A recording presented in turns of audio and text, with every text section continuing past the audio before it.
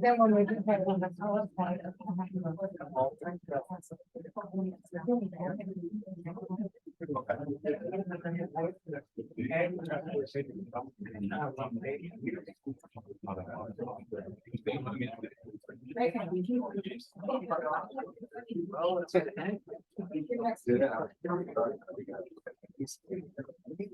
So,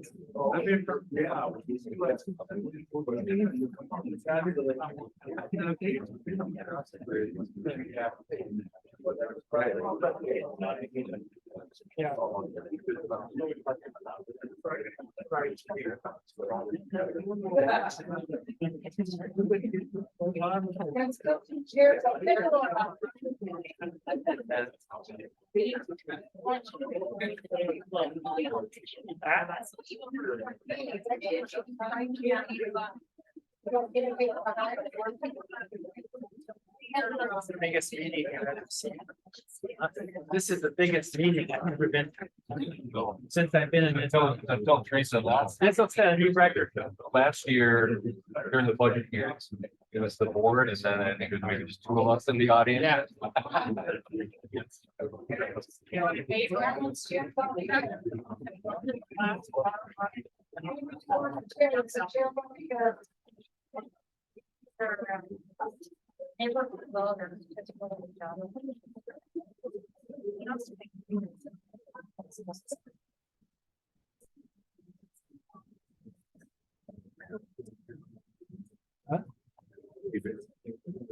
Oh.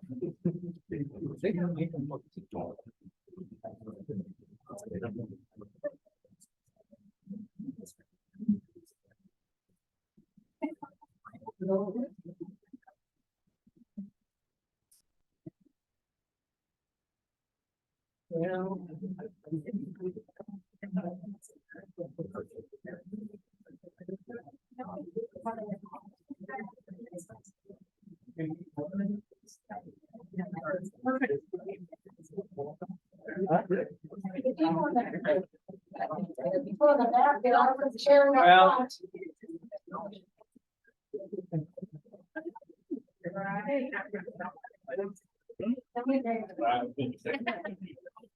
It's a lot different from the other names. I can tell you that.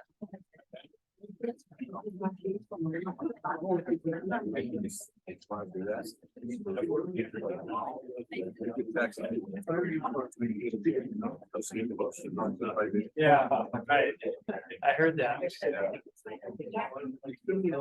I've been there, done that.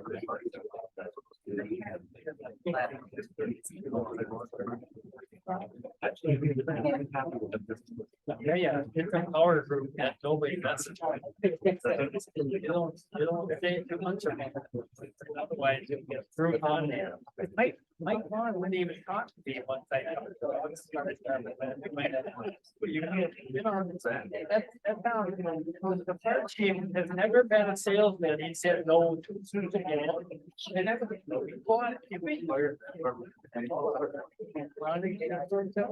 Yeah.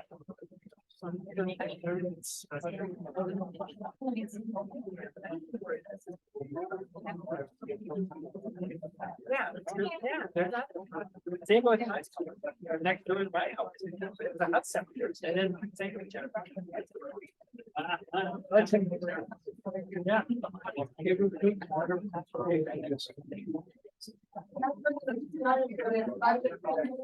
I'm just gonna go through a couple of.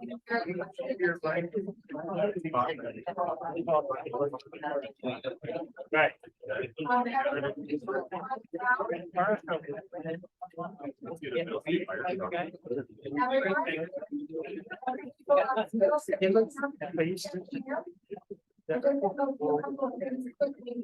So you understand what's gonna happen, right? This is the budget.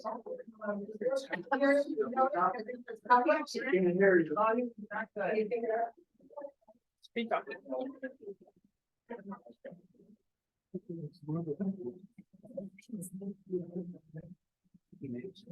Yeah. Hopefully this is better. So this is the budget hearing notice that was published. This is the notice for the special town meeting of the electors. The town board meeting was crossed off on your sheets because it was reposted on the back. This is the resolution that has to be passed for the levy. This is the need that will go through the town hall and the fire hall. And this is tax statement from the town of St. Joe from the residents. Showing you the percentage you pay to the entities that is on your tax statement. Just so you are aware of where we are on all of that. So that's all part of this. In the budget hearing, residents are able to speak during that, and we will have 2 microphones. So one will be at the podium, and then one will be over here with Matt. So you have to come up to Matt to the black box and stand in line, and we'll switch back and forth to anyone who wants to speak. We have with us tonight Brian Riley, who is our financial advisor for the town. Liz Paulson, who is from Stantec, and Nick Vivian, our attorney, will also be here. Just so you're aware of what is all this is about. We are going to do a PowerPoint presentation that will start at 7. That will give you an idea of some of the things that we have looked at. And then we'll have a discussion with you as to what the cost for the town, to make you aware of your actual cost on your taxes. So that'll all start here in just a few minutes. Anyone who's in the back, there are some chairs up here, there's singles in the audience, and the doors to the hallway are open. You want that to stay open. Doors to the hallway are open, so you can sure have a chance to sit here behind Chris and Lori, and there's singles here and there in the audience. So please feel free to come up and find a chair. And there are some chairs in the hallway, and you can steer from there also. So, having said that, all of us have our names here, you know who we are. Our fire chief is here tonight to speak to the needs of the fire department also. So I think what we'll do is it's just about 7 o'clock, we'll start with the PowerPoint, and then we'll open up the budget hearing with the numbers. So do you want to start that? Okay. I was asking if that had started. Oh, you better start. Yeah. There you go. The Zoom was not open for the public because at your meeting of the electors, you must be present under state law. So you can't vote online or follow absentee any which way. So we're going to start with the housing open house document that he has up there. We gave the facility history, and I think it's important to talk about this. This building was built in 1979. We put the addition onto the fire department back in 2009. We took out the loan and did it in 10. We waterproofed and air conditioned and replaced the windows and the ceiling and etc. on this building in 19 through 22. We had to do it because the structural engineer gave us 5 years on this building before it was going to start falling down. We had interior major cracks in both exterior walls, all due to water penetration. The roof was put back on in 16, but prior to the roof being put on, there were buckets in the ceiling trying to catch the drips. Now we've been doing it. It had never been tuck pointed, so these windows we have in here, you can push them and push them right out in the parking lot. They have no way to stay in the building. The back of the building had water issues, and we ended up excavating that out and waterproofing it and putting it back. So there was a lot of work done. We used monies from the COVID funding and the CARES Act. And I just want to say to everyone, when you are allocated funding by the federal government, if you don't use it, you lose it, and another municipality gets it. It never goes back in the federal coffers. How federal government works is when they allocate funding out, it never comes back. So if you don't use it, someone else will get to use it. And that happened on the routes to recovery. We received about $64,000 on that, and we ended up getting another $6,000 because places like the town of Hudson thought if they gave it back, their taxes would go down. And it did not happen. It came to the rest of the municipalities in St. Clair County. So just know that that's how federal funding works. It doesn't go back to you at all. Last year, we did some fire hall improvements, we fixed the water issue on that side of the building. And there's still some plumbing issues to fix, but we also did interior paint on that building. And we're putting new garage doors on it this year, along with a new keyless entries. The proposed new town building is started this year to be built hopefully next year. This has been talked about by the town since the early part of 22. We talked about it prior to that, when we went to the fire hall addition in 09. We also went for an addition to the office side, trying to get more space over there, and we could not do it. So we're coming back with this request again this year. The Harbor Committee looked at it, the board has looked at it, and it has been a long process of taking a look at what is needed here and why it is needed. So we can move on to the next one. The public meeting space, our town hall population has increased by 65% since 1990. And we're anticipating a growth of at least 1% for the next years. We have increased turnout for elections and more regulations regarding spacing. The spacing for elections is getting more difficult to manage in this building because the state is mandating certain entrances, certain areas to turn around in, certain aisle spacing, and certain amount of machines for each 200 members. So that's becoming a little bit of an impossibility in this small space. But that tells you that. And then on to the deputy clerk and clerk treasurer's offices. Their offices have limited space. Space is used for storage along with what is there. So they are kind of on top of each other. The vaults is required by state law. We have a certain amount of requirements there that mean that we have to keep records, some of them forever. And you may think that seems ridiculous, but that's state law. We have to keep some things forever. We added shelving above the file cabinets, trying to get more room out of that.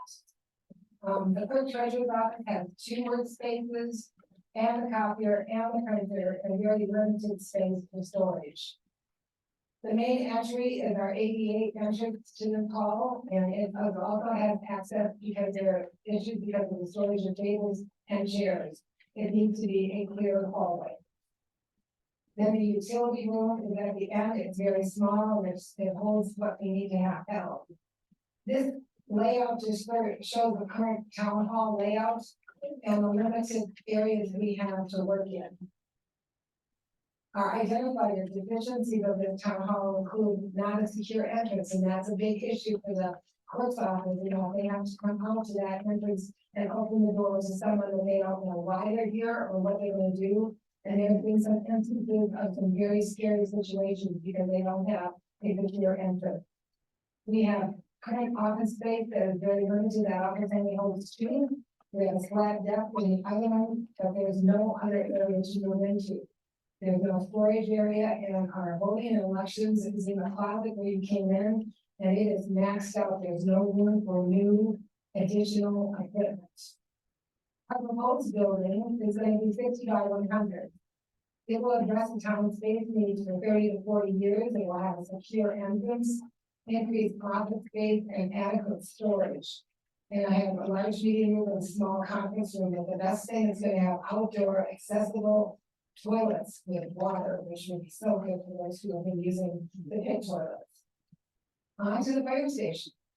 The fire station has current apparatus bays that are at capacity, and 1 vehicle and a trailer are being stored elsewhere. So these pictures just show you that, and then the 2010 edition. The gear lockers are also nearly at capacity. Recruitment is underway to reach these 30+ firefighters, and we actually have 7 new ones starting this month and next month. This shows the police apparatus bay. Again, we're recruiting for that, and the workout area. And then the main building also has a need for storage, where you see that area where all the piping is coming down the wall. We want to build a mezzanine there that will be accessible at the top of the stairs to store equipment and things that they have no space for. We also have the problem that all of the fire hose must be dried out on the floor. And that has led to some water drainage issues, and we do want to change that so they have a way to hang them. This is a picture of their office. It has workstations for the captains and the deputy and the fire chief. There's also a server room, which should we build a new home, the server room will move over there. A conference table and with very minimal storage. This fire station also has a cleaning area that you can see there. That's been an exhibit, like here are identified major divisions of the fire station. Storage is very limited, even the build out in the living area does give them needed storage, but doesn't give them needed space. The office space would move to the town hall, which would be more secure. And also give them a vault that would be able to have secure file put in it. There's no dedicated meeting or training space. They use this area when they can. But for elections, we lock this off to them a week before and the week of the election. So for 2 weeks of every election, they can't use this area. They are gaining square feet of garages by the difference in vehicles. But we have assets that are located off-site, so we still have to be able to bring them back. So here's the proposed cost of their building. The 2.2 million is for the town hall.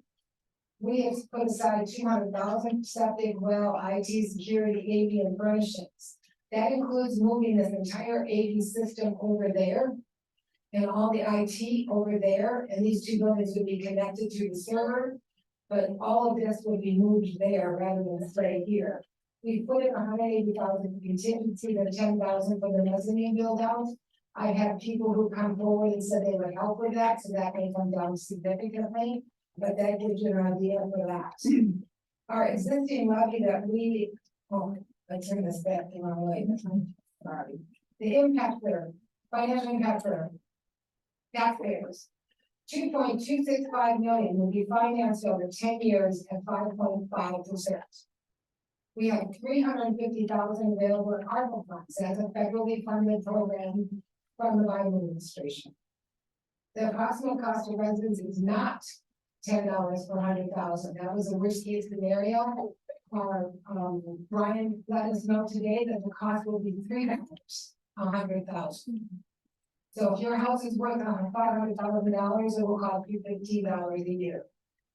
The 2010 fire station addition, which we put in 2010, cost us $7.50 for your 100,000. So almost over double what this will cost you. The reason being two things. Back then, there were less people living here in less expensive houses. Recently, we've had multi-million-dollar houses built in this town, and it's brought our assessed value up to just under $1 billion. 1 billion in 2009, we weren't anywhere near that. So that cost is spread out among all the taxpayers here, and it's based on the value of your home. So if you're living in a $2.5 million home as opposed to a $300,000 home, that's a big difference in the tax base.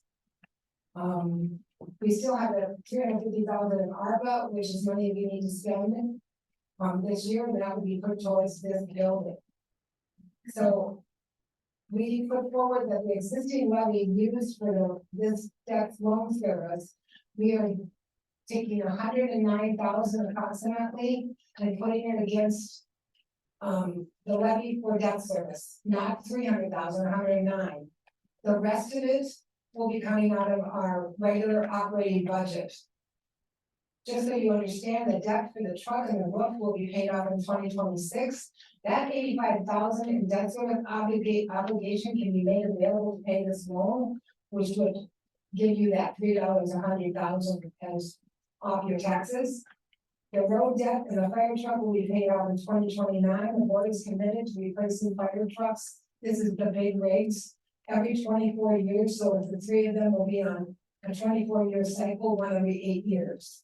And the road loan will probably continue to be taken due to the levy limits that this town continues to operate under, just like all other towns in this area in the state. Sorry, thank you. So far in ARPA funds, we were paid $433,000 in ARPA. We spent some on a generator. So that we can operate this building whether the power goes down or not, because the fire department, they need that ability to operate that well when they have to build those chambers up. It also paid for, extra pay to our first responders through COVID. And we paid for the AV equipment that's present in this town hall. Prior to COVID, we were not required to have the amount of AV equipment we now have due to Zoom meetings, et cetera, because you have to have that ability to talk and hear and make sure everyone can participate. So we will go into the actual budget and then people will have a chance to speak. What you're seeing on here is the difference in property tax levy that up this year. Part of it is due to the loan and part of it is due to almost 2% increase in valuation of new construction. And why that's important is that if you come into this town and build a new house, you should be taxed at the same amount as the rest of the thing. So that's the evaluation based on what houses were completed last year. So our total revenues, if you look at the bottom, the other financing options include the 2.250 and the $350,000. That comes to $2,600,000. Because ARPA fund stays over here in the bank account until you're going to use them.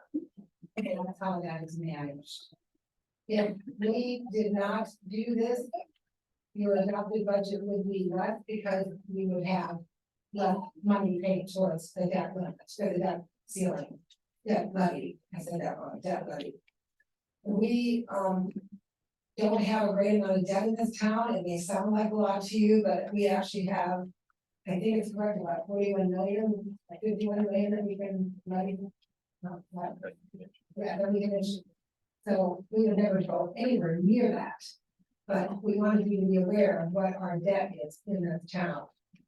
Madam Chair, could you please, You have to put it. could you please repeat that so everyone hears that How would I think about it? because we do not have 51 million in debt, that's how it came across.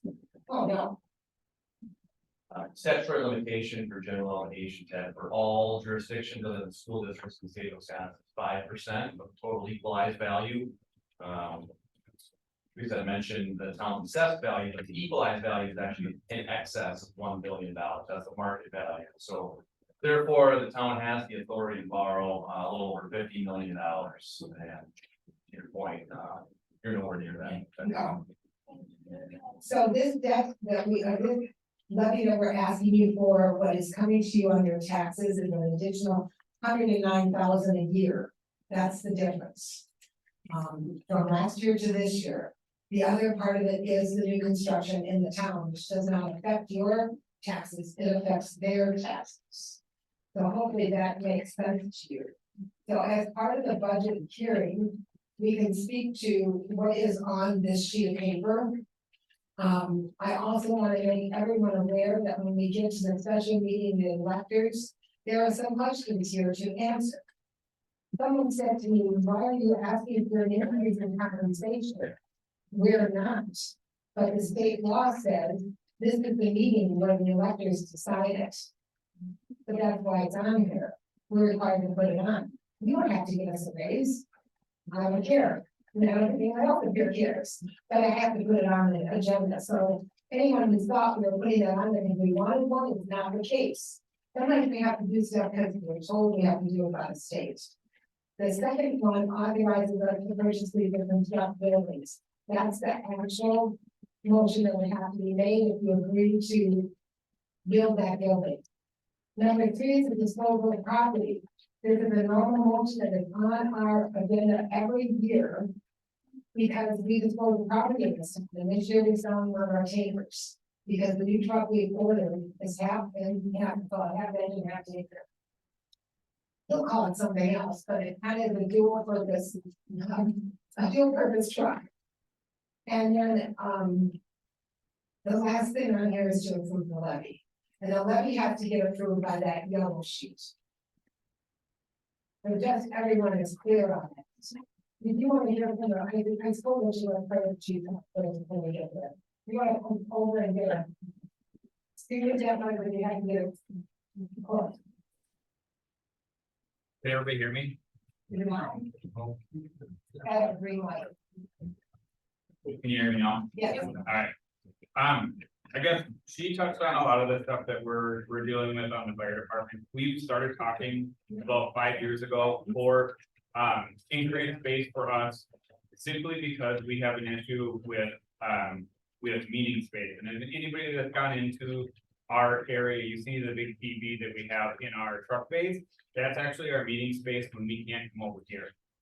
So we share the space over here with the town. And so the issue with it in the past, we've never had a training space, we've never had a meeting space. And we have to make do with with our truck bays, the way they are right now. So what we're talking about is, we actually suggested, that, you know, at one point about 5 years ago, we said, we'd love to take over this building. We want the town to get a new building. We don't need a new fire station. Because realistically, what we have over there works for us. And the space that we have for the trucks work, but we are cramped because we don't have that extra space. We don't have desks, we don't have offices. We are stuck with what we've got over there. So what we're using right now is we do have a storage problem.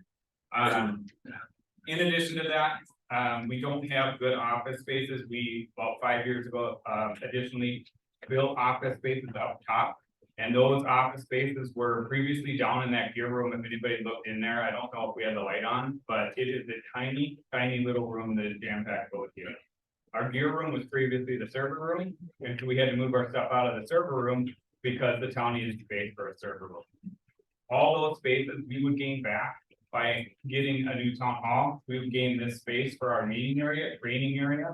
Our current offices, we would actually move it over towards hands-on training. It would be a room that we could actually make like a search and rescue room. We could put ladders up to those big windows. We could change the windows out so that we can actually practice going into like a residential building. As far as space for our trucks, we have 4 big trucks right now. We're looking at doing 3 big trucks in the future. And the reason that we're going to that is that we're actually doing 2 that are, you can call them super tankers or tenders, but they're essentially an engine and a tender combined. It is an engine with 3,000 gallons, just like our tenders that have 3,000 gallons right now. They will be just as good as an engine. They will have a response cab. They will do everything an engine will. We will continue to keep one engine on for engine only. You know, if we need just an engine, but we will still have those 2 tenders that will likely be able to take that place as well. The smaller trucks we can make fit into everything that we have in here, except for right now, we don't have 2 of our vehicles in. We have one up in the storage shed, and then we have a trailer that's outside that sits outside the shed. One additional issue that we see with moving over here for office space is that we have an increased amount of report writing that we have to do, and it's something that's increased exponentially in the last couple of years. It was a deficiency that we found when we met with some of the Department of Safety people last year when we did an audit, and we realized what we needed to do to go forward in the future. What that means is that we're gonna have to have an office for our firefighters and our first responders to be able to write these reports, and then we have to look at them. I can tell you that the difference between last year and this year, I probably doubled the amount of time that I spent at the fire department, mainly because of that report writing. We just have to do more report writing. We have to be more in charge of what our records are, and we have to keep a lot more records than we used to. We are increasing our firefighters to just at 28 by the end of the year. They're actually coming in next Monday so that we can start doing some orientation. The big change for this for us is that we've always continually had 22 members, and we're looking at trying to get up to like a 30-member fire department. We did a great job with recruitment, and we actually hired on 7 people, 6 firefighters, 1 first responder, and then we have 1 first responder that's looking at being a firefighter as well. With our firefighters up to 28, we're going to have a faster response, and we're going to be able to help everybody in this community better. A very good example of that was this past weekend, our first responders, responded to the state park. This person went into cardiac arrest, our first responders got there, continued CPR that one of the bystanders, had started. Our first responders shocked the patient came back, they transferred him up to the ambulance. And then that person was leaving tonight or tomorrow morning from Regents. So I spoke with her this morning. She is over the moon with us. She actually wants to come to our December board meeting to talk to us. So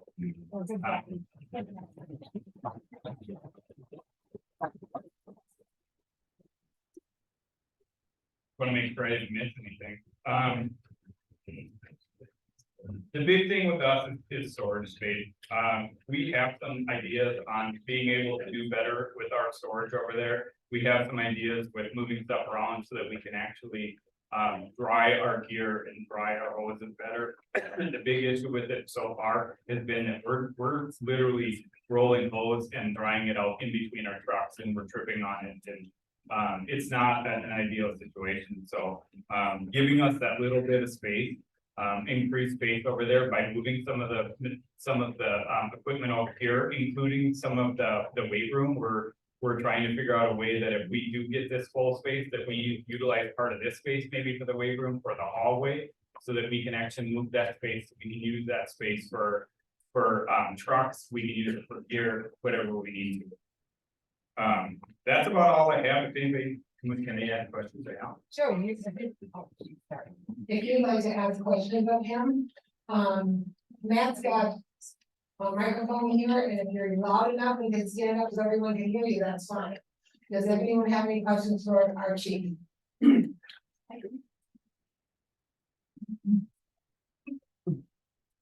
On a weekly basis or a daily basis, how often are the offices used, right? What's the ratio of things sitting empty versus things being used? Me personally, I probably put in a minimum of 500 hours a year at the station, and majority of it is in the offices. I have 3 other officers that come in and out, and they'll probably use it for a couple hours at a time, 3 or 4 times a week. But once we start doing call reporting, each call is going to take a half hour to an hour to report, and so that every call is going to add that, and that's another 400, potentially 400 hours a year as well. Sorry, anyone else? I can talk about it. Can you stand up so everyone can hear you? So my question is, when you guys looked at this space, did this seem like the answer? Or to what you're looking for? Or would it be best to build on that and get exactly what you need, you guys go through? There's really, to be honest, if you look at that other side, there's no way to go up on our building. Oh. And there's no way to go towards the other side, because then we lose one of our ways out of this area, you know, the parking lot. Okay. And then to go up would be to go up onto that back side. So realistically, this has always kind of been what we thought would be the best scenario for us, because this is a perfect training and meeting room for us. It also could be used for a lot of other things for us. You know, potentially, like I said, we can move part of that weight room in there, so that our first responders could continue to use that. Thank you. Anyone else? How much do we pay the firefighters? How much do you pay? So this year I asked for an increase in pay for our firefighters. We last upped it in 2005. From what I found is I asked them for an increase, and can I say what we pay for? We pay $23 a call, no matter how long it is. It could be 4 hours, it could be 15 minutes, depending on the call. What we're asking for this year is an increase so that our firefighters would get an increase based on longevity up to $30. So it's an increase of potentially $7 for somebody who's been on for over 15 years.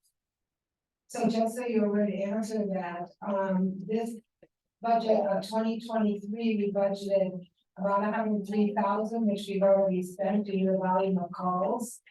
I'm sorry, I think that we have not spent, right, 91,000. There was actual in 22 was 104,000, And the 2024 budget will be 121,500 for their pay, that's their pay only. That's also an increase for officer duties, for increased amount of time that our officers spend working on stuff for the station as well. I do have a question, separate question, actually.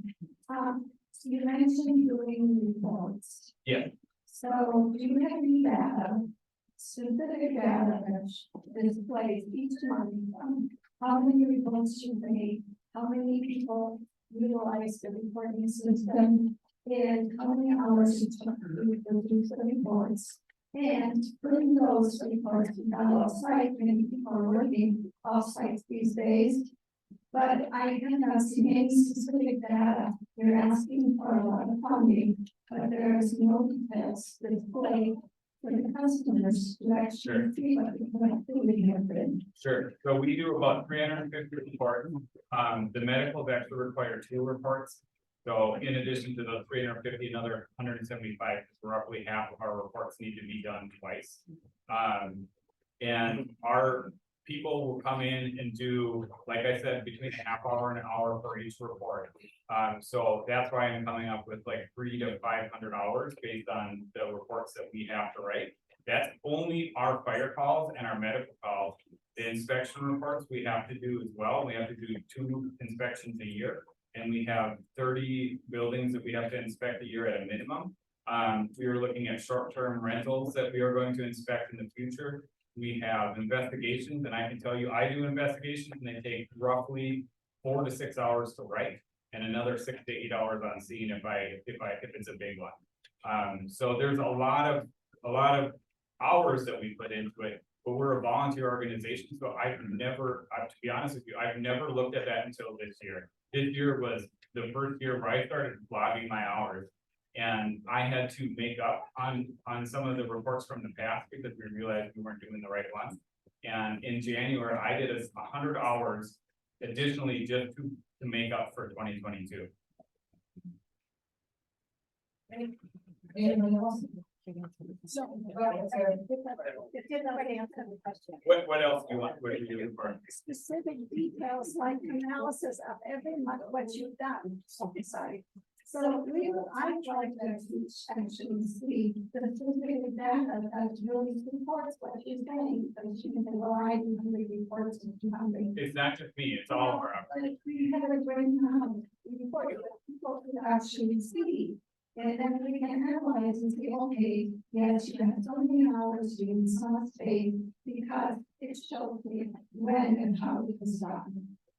I guess I don't have that other than I can run a report based on what we do. But this is reporting that we have to give to the state. A lot of it you can't see the details of it because it's not stuff that we can give to people. Are you have anything to help me with this? I guess I'm trying, yeah. I just want to make sure that I'm answering it right, but I'm telling you how many reports we write, roughly how long it takes. But it's all online, it's all on an online database that we have to submit to the state, and then we have to submit to the national database, and it is required, because if we don't do it, we lose our 2% dues that we get from the state. So do you have like a year-end report? Yes, we do, it's in April, we do a year-end report. Yep. But I can tell you, this is what the amount of reports that we're doing is just like our year-end report. We will say we do 450 reports, or we have 450 calls, so we do reports for every single one of those. We have this many that are car accidents. It gets divided down, but it's usually our year-end report that we do in April. Okay, a gentleman over here. What kind of analysis have you done to compare the size of your fire hall to like-sized cities like Conjo or Okeechobee or Clintonville or Mosby, or even Prescott or Baldwin? How does your fire hall compare in square footage to those? I don't even know where any of them other than Prescott are. Here's the Google. Yeah.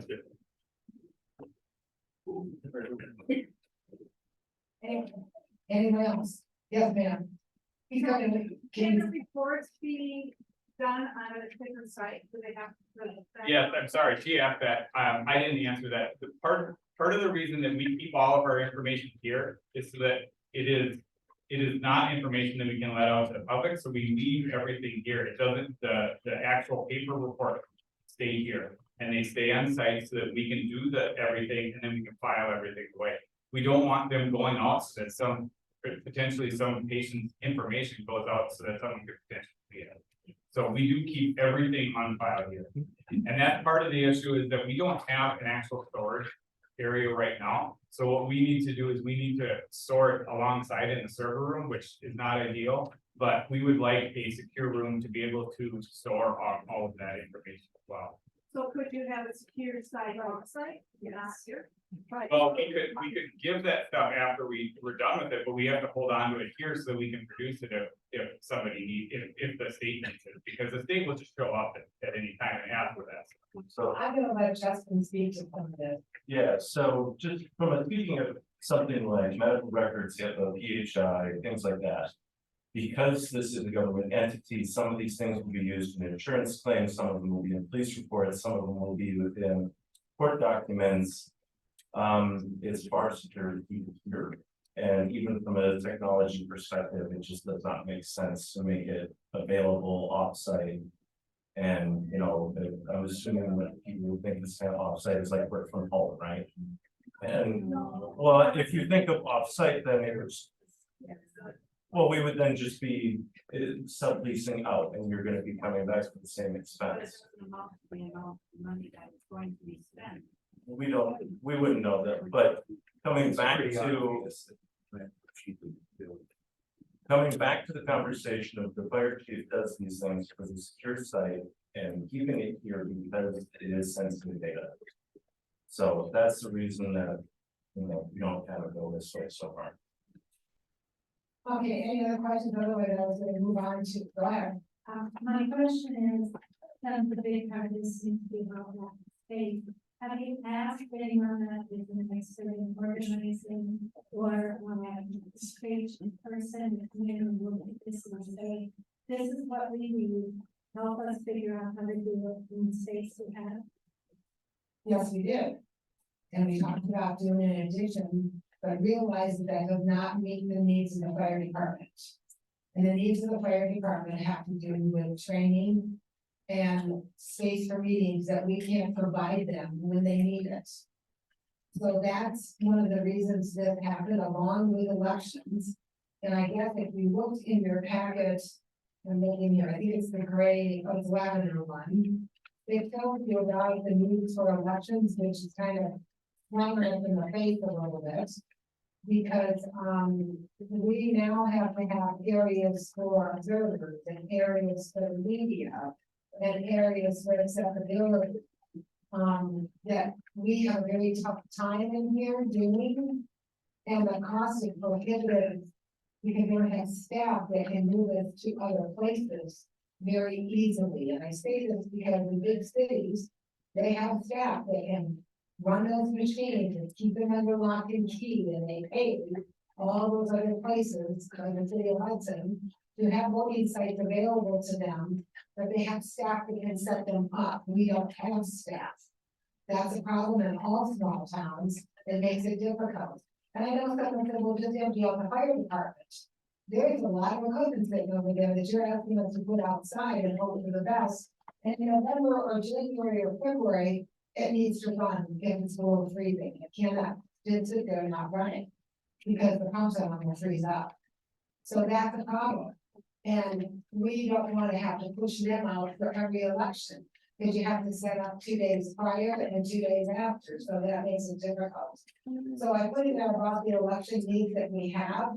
We right now are maxed out on boosting this town and where we can put them. And as the population grows, every 200 people, we need another booth.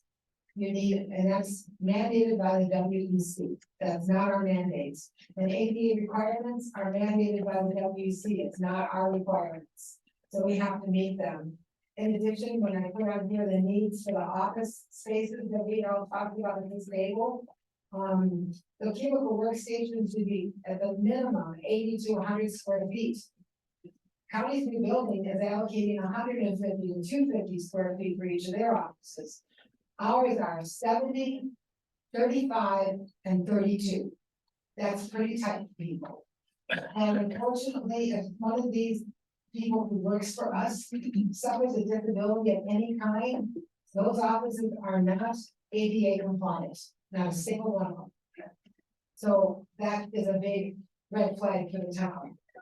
I also put on here the need for keeping records for longevity. And those records have to be kept on site because we have to be able to access them. The state requires us, no matter what, to keep these paper copies. Read the state statute, but it's very, very clear as to what they require.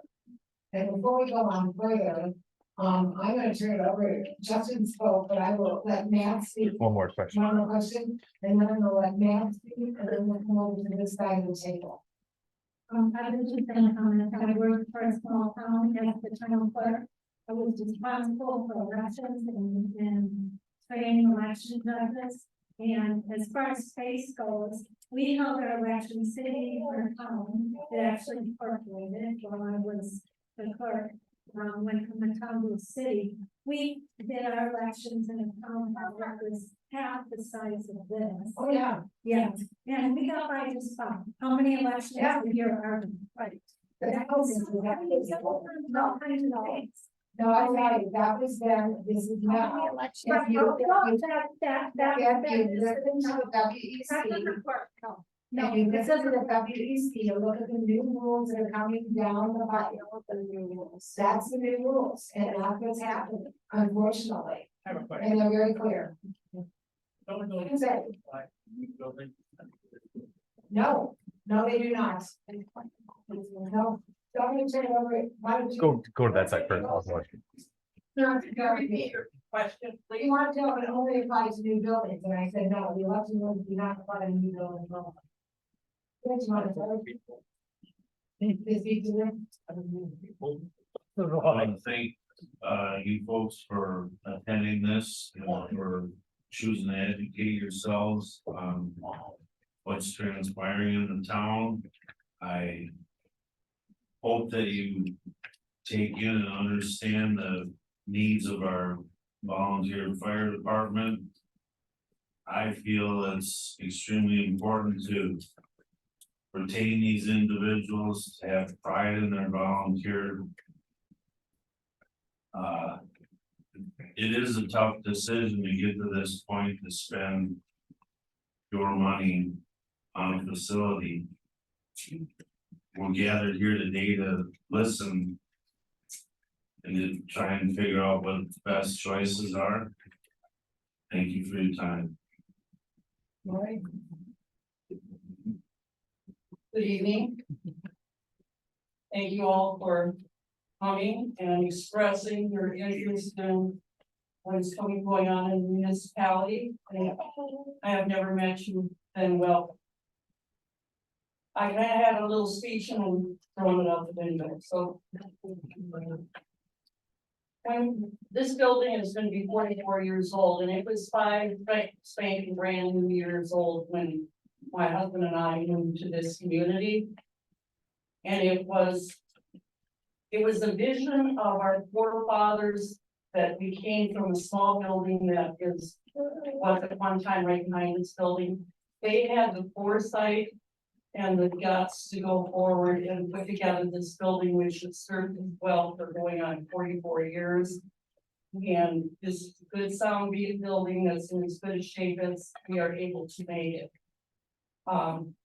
There is no further expansion capabilities in this building. It was never built from the foundation up to add another, a second floor. Somebody's gonna say, well, there's always Span Creek. Well, Span Creek has to have good feet also. We need to figure out what to do for the people that are coming into our community, the younger people that are coming in and not need the burden of how to make this work. You listen to what our fire chief had to say and where that's going. We certainly want to accommodate their needs. And as our community grows so do the responsibilities within this office, and it doesn't seem like it should grow. But it does. I am a forward thinking person, and that's just how I am. I'm a planner. I don't want to see tax increases. I'm a saver. And I think all of us want that. Here's what my questions are.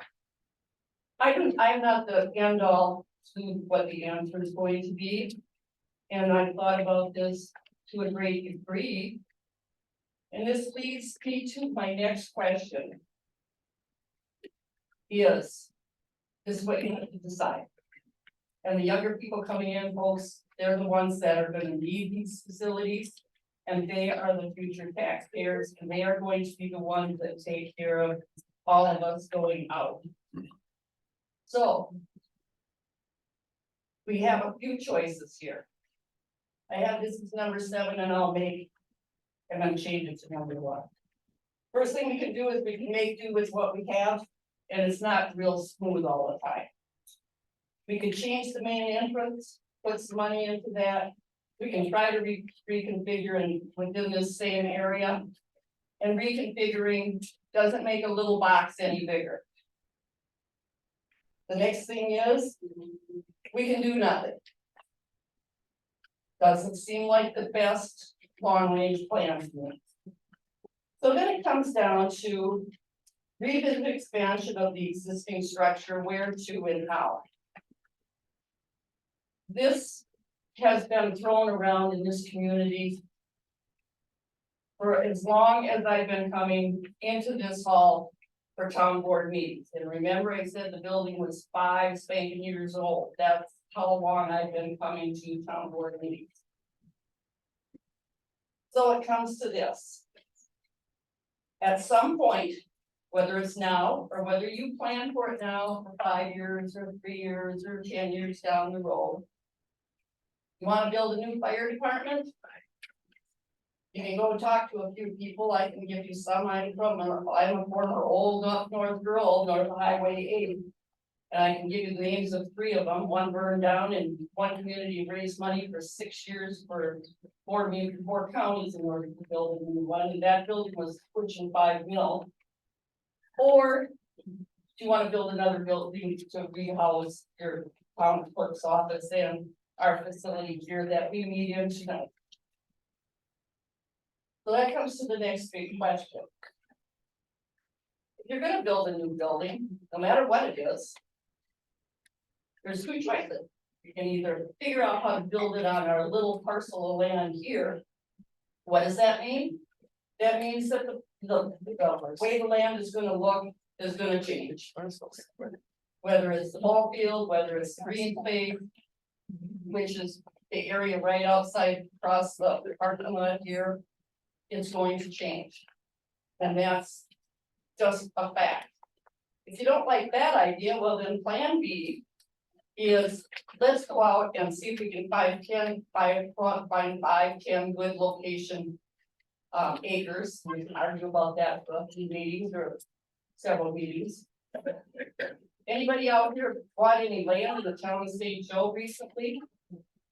You know how much it is an acre?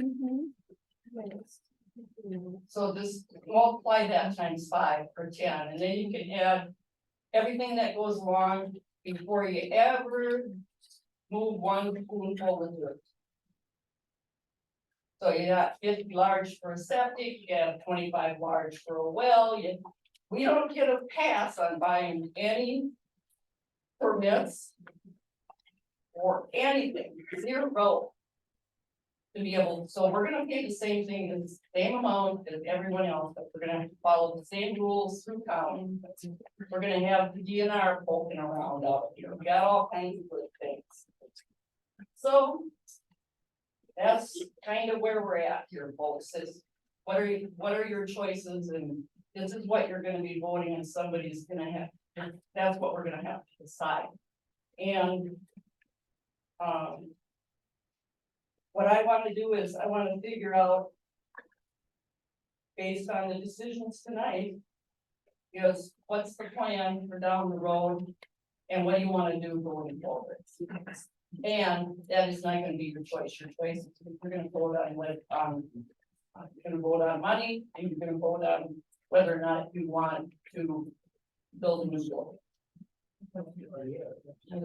Yeah, It's up to the chair. may I ask a question? Well, I'm sorry, the guy behind you had his hand up first, can I take him first? Go ahead. Real quick. Anyone look at the elementary school? You have to speak up. Has anyone looked at the elementary school for city activities? As long as that elementary school is in existence, we are not allowed to use it. And all the schools in the school district in Hudson and other places, they are not acceptable by the public for any reason. And that is a huge building. That would cost the town a lot of money. Can't be paying that. Why would you change it when the school district still has it? The school district is not made, it's not made a decision on that building yet. They haven't. If we're gonna spend this money and then they close that school for years, Right. we can't. The school closing, I'm just gonna say this, so everyone is not aware. The town of St. Joseph is sitting on the last land in this area that is acceptable for the Hudson School District that does not have authorization needed by the city of Hudson. In other words, the city of Hudson has extended their territorial approvals out 5 miles. That includes all of the town of Hudson and all of the town of Troy that is in the Hudson School District. They can't touch us because we're more than 5 miles out. So if you want to do a subdivision in either one of those 2 towns, you will need the city of Hudson's approval to go forward. Good luck with that. We're the only ones that have the ability to have a subdivision here that does not need that city approval and still be in the Hudson School District. Yeah, I don't know what I'm saying, you want to why land is possibly in this district, that's one of the reasons. And you, ma'am, that had your hand raised, and I interrupted you, go ahead. Okay, I think I might have missed, the proposed building, where is that? Where are you proposing that Okay. to be? That's right behind the road, you want to point right there? I mean, It's where would be located? Right, it's right there. Right across the parking lot where there's a green area west of the pavilion. So if you look at this map behind Lori's head, Lori, can you just turn around? The blue building is what we're in right now. And the brown building is what we would be building with an extra small parking lot in front of it. And that would be straight across, directly across from here. Yep, And this brown box, speaking of turning without my mic, this brown box represents the 60 by 100, a 60 by 100 building, which is the largest size building that would appropriately fit on that land over there for setbacks and configuration. because part of the land that you get near the tree line was bought with. Local Nelson grant funds, and can't have a building. So this area that is south of us, all the way to White Eagle, which is sometimes spoke of as the prairie in the town. There's 24 acres that is in fact property of the town of St. Joe. And yes, it was in fact bought with the sales grant, and I'm not gonna tell you when because I'm not gonna misquote any dates. And therefore it has restrictions that are on that land in perpetuity for how it can be used. Yeah, Nina, can you speak up loud enough? You didn't need the mic. Maybe I need the mic. That's very. She got a little bit of a cold, so. So my name is Nina Boraker, and I moved here to this town in 1989, so I've lived here for more than 30 years. I've been on the park planning committee for probably 10, 15 years, and I'm on the park committee. And since I've heard talking about the expansion of the fire department and the expansion of this building here, the office park. And I agree it needs to be expanded, so I am not against needing some more space. Looking at the map, I just came here, and I did not know where they were planning to put this building. But we have been working from the park committee to have this nice new playground. It's still not finished. And this last fall, when we had fall festival.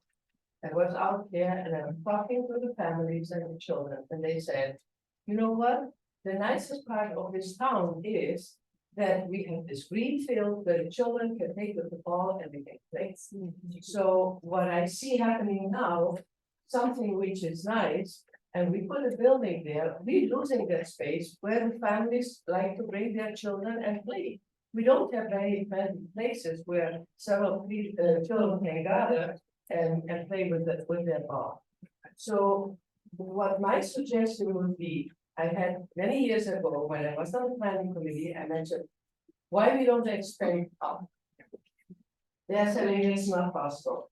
Hey, when people can be sent to the moon, why can we not make that we can have another story of that? The idea at that time was that you expand it up, you make it nice shape like an old barn.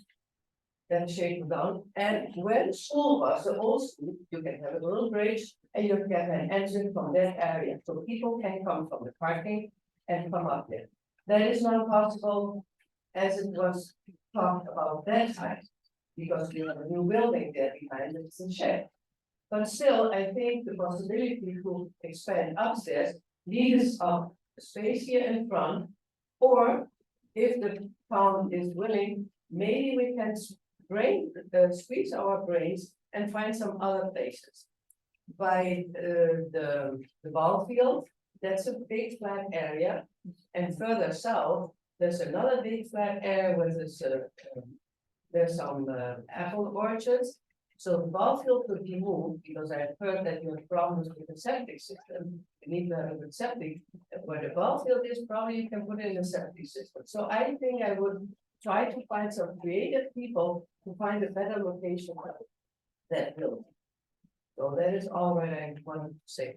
Thank you. And I do want to reiterate, I do want to reiterate that this building, you cannot put the second story on structurally, it couldn't happen. You would have to take down all of the walls here in order to rebuild and get the ability to put a second story. We looked into that twice, and both times the structural engineers told us no.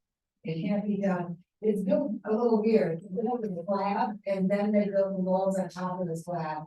Rather than the walls from the foundation up and the slab on the interior. So it's kind of done a little weirdly. And the board did look at putting it on the fire on the ball field, and taking out the ball field or putting it here.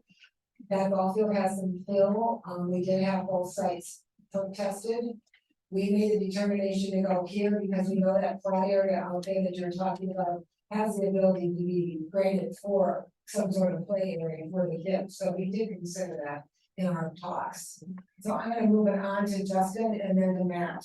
Did you want to add anything else to your reasoning on this building? Did you have anything you wanted to say yourself? I'll come back. Okay. You're tired of listening to me anyway, right?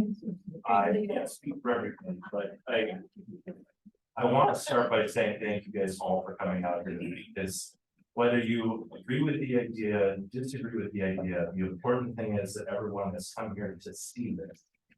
You know, I hate to hear that this is sometimes the first people are hearing of it, because I can tell you, we've had a number of meetings, we've had a number of presentations, we've looked at probably 12 different design ideas. We've thought of how do you knock the building down but have an office and voting area stay open. I mean, there isn't really that I could think of left a scenario we haven't tried to cover. And I think the other thing that's important to understand is we can talk about things like, oh, well, we can fix this one issue here by subleasing area out, and we can fix this other thing.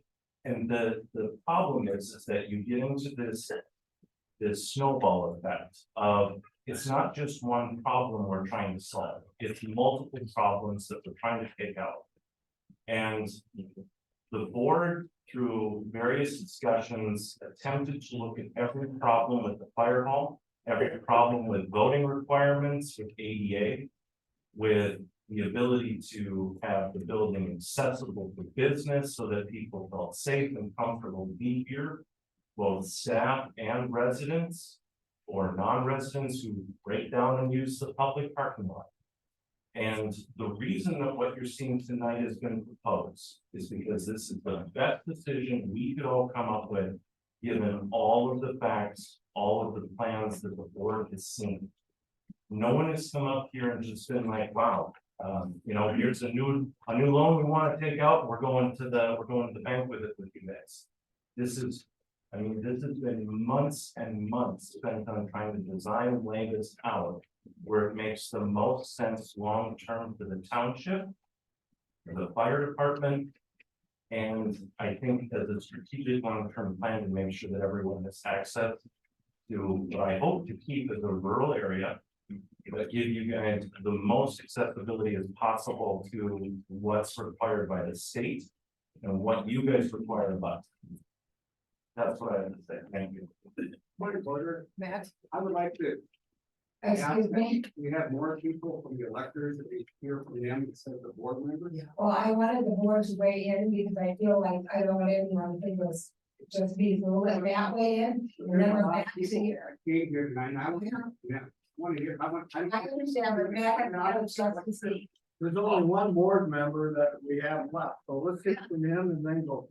I'll make my remarks very brief. Thank you. Echoing Justin's sentiment, thank you to everybody for showing up tonight. Obviously, it's a full house. Citizen participation is what is needed at this level of government, and I'm very happy to see everybody that's here because it does show that we probably need no more space. We have people way back by that door. We have people cramming every nook and cranny of this place. And current occupancy, depending on how we figure out this room with tables and chairs, at 190 people, is that right, Zach? With our new building, we'll get to roughly about 450, again, depending on configuration of chairs and tables and all of that. So thank you for everybody showing up, showing that this is important, and that as we tackle more and more important issues at the town level, hopefully we have this level of participation. You know, I'll just get to the brass tacks. Other people want to talk. We've already hit a lot of whys. Every question, the answer to every question is money. So let's talk about the money end of things. So that's what I think a lot of people in this room want to hear about. Echoing kind of what Lori had said, if not now, when? When do we do this? We can't afford to kick the can down the road again for what, another 10, 15, 20, 30 years? We're gonna be looking for a patch of land. It would cost what, $170,000 now, it's gonna be $300,000-400,000. So if not now, when? We're gonna be losing out on $350,000 of ARPA funds if we don't act by the end of 2024. Our town financial picture is fantastic. We are in a really good place to act, and it is advantageous for us to do so at this time. As Brian had indicated, if you were to take up everything in the boundary of St. Joe and offer it to somebody to sell or to buy, $1 billion, okay? That means we can borrow up to 5% of that, that's 50 million. Right now, we're currently in debt about $7 to $8 million with this new loan, will keep us under $10 million, which is 1% of our valuation, okay? To me, that is a very conservative solution to a current and growing problem. The pink sheet, I want to draw everybody's attention to the pink sheet, please look. What you will see, the town of St. Joseph is not only the smallest entity, taxing entity on your tax bill, you're also the smallest increase in it. For this one, we actually decreased tax. So nobody likes getting their tax bill. I understand that. I don't like getting it either. But you have to look at this objectively and say, okay, where is my money going? It's going to the school district. It is going to St. Croix County. Okay. We are asking for a very small portion of this. You know, there's a popular refrain in politics right now is we need to be government like business, right? I've seen a couple small business owners in here, and I think what they will tell you is you got to keep your costs low, you reinvest in your business, and you have success. That is what we're asking as a town right now. We need to think about what we are going to look like in the next 30 to 40 years. Now is the time to reinvest in ourselves, reinvest in the fire department, if we on the board don't do anything except for keeping our fire department well equipped. Maintaining our rural quality of life. And taking care of our roads, we're doing right by the town's citizens. So I think that helps us accomplish that goal. So again, thank you for showing that. Okay, who wants to raise their hand? He has a microphone, or you have to come up with his. Thank you, go ahead. Okay. Let's three more questions. Looking at the budgets. I see that public works is going down. What are we giving up and why? I see that. Can I just answer that before you? That included a $1 million project at Church Street and Holden this last year. We only have $100,000 of that money left over to use this next year, so that's the difference. What, same question about the recreation. It's going down, what are we losing and why? I believe that was playground. Playground Yeah, Yeah. the library was in there. and a library. Wonderful, wonderful. And then one last question to you, Brian. Did you take a look at this state property tax sheet?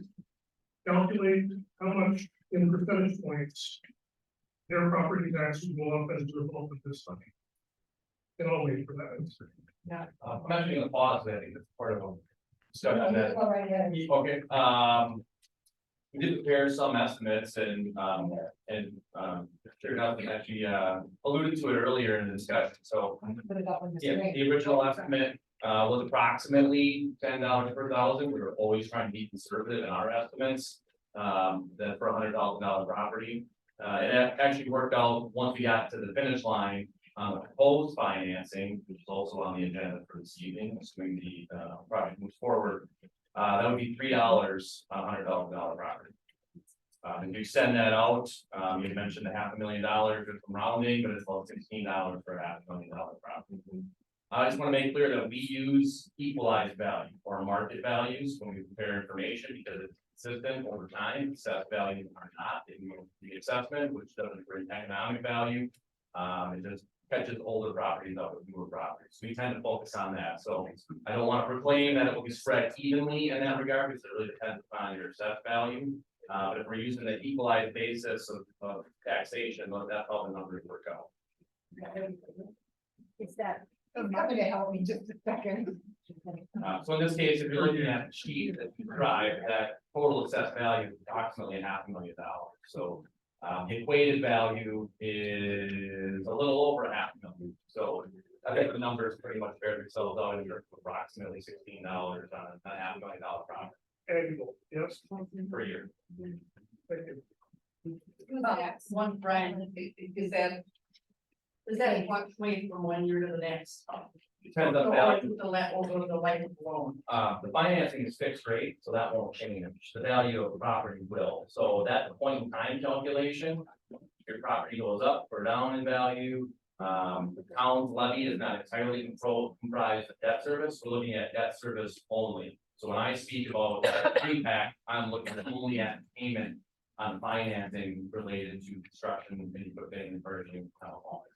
So therefore it would not, so as we pay off old loans, there is no impact on to this number, or there is an impact? Yeah, you'll have to forgive me getting a little granular, but over time, presently, the town has 3 respective debt outstanding. And over time, we have taken advantage of the fact that there's different lives on the debt. And unlike a consumer loan, if you go and get a car loan, then you get a home loan, you're kind of stacking them on top of each other. We have the ability with the town's debt to look at the structure of the existing debt. And as debt drops off, we can make smaller payments upfront and then make them larger.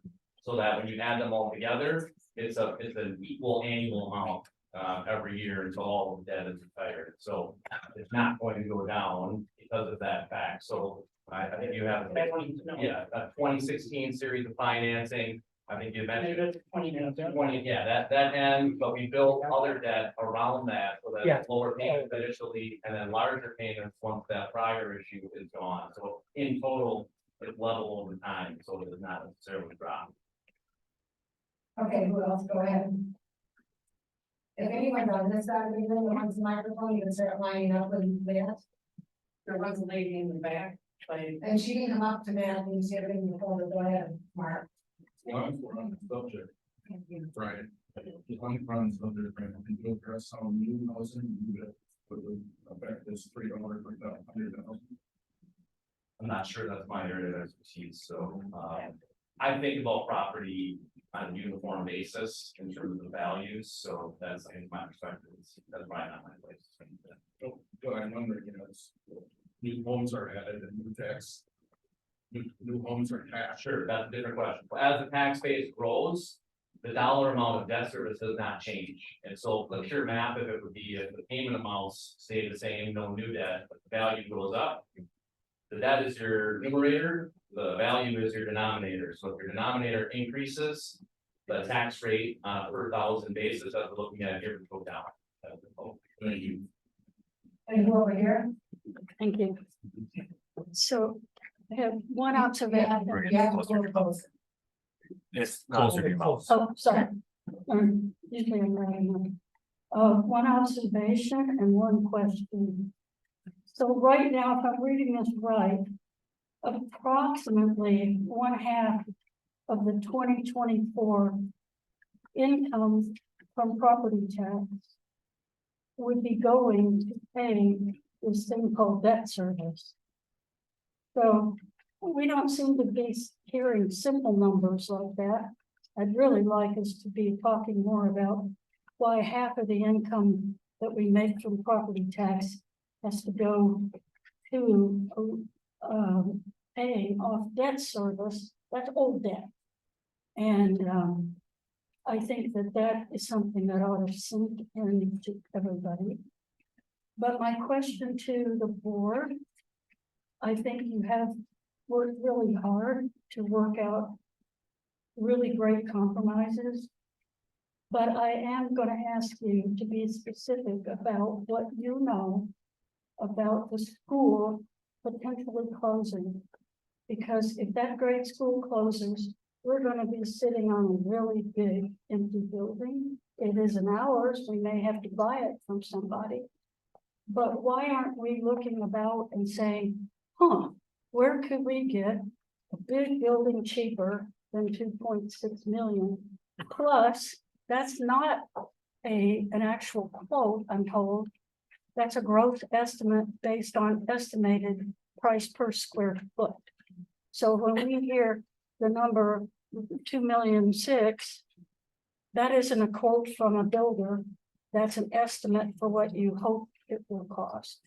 But we don't have that number fixed. Is that correct?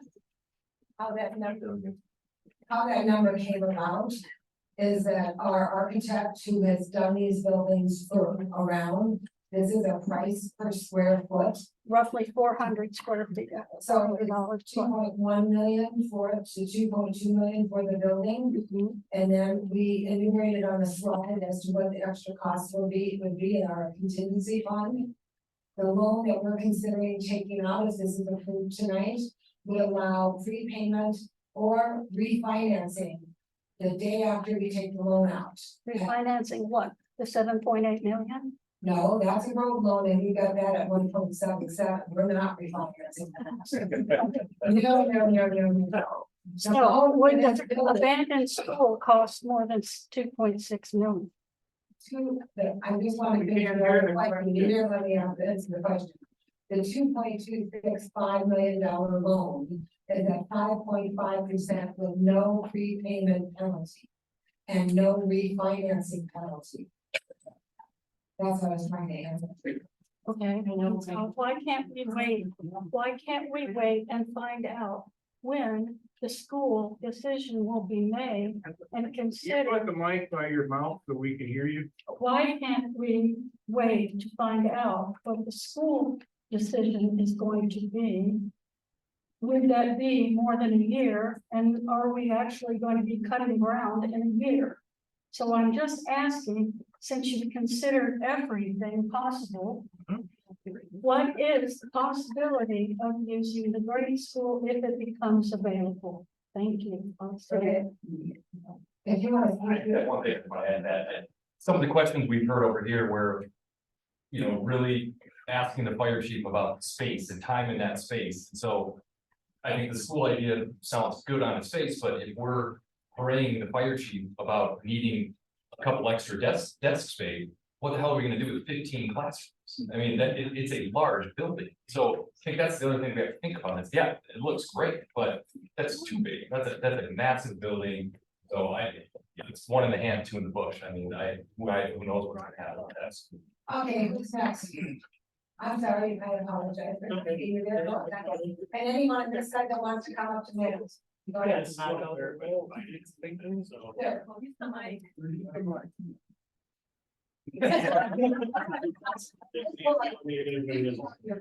So what are we here? Yeah.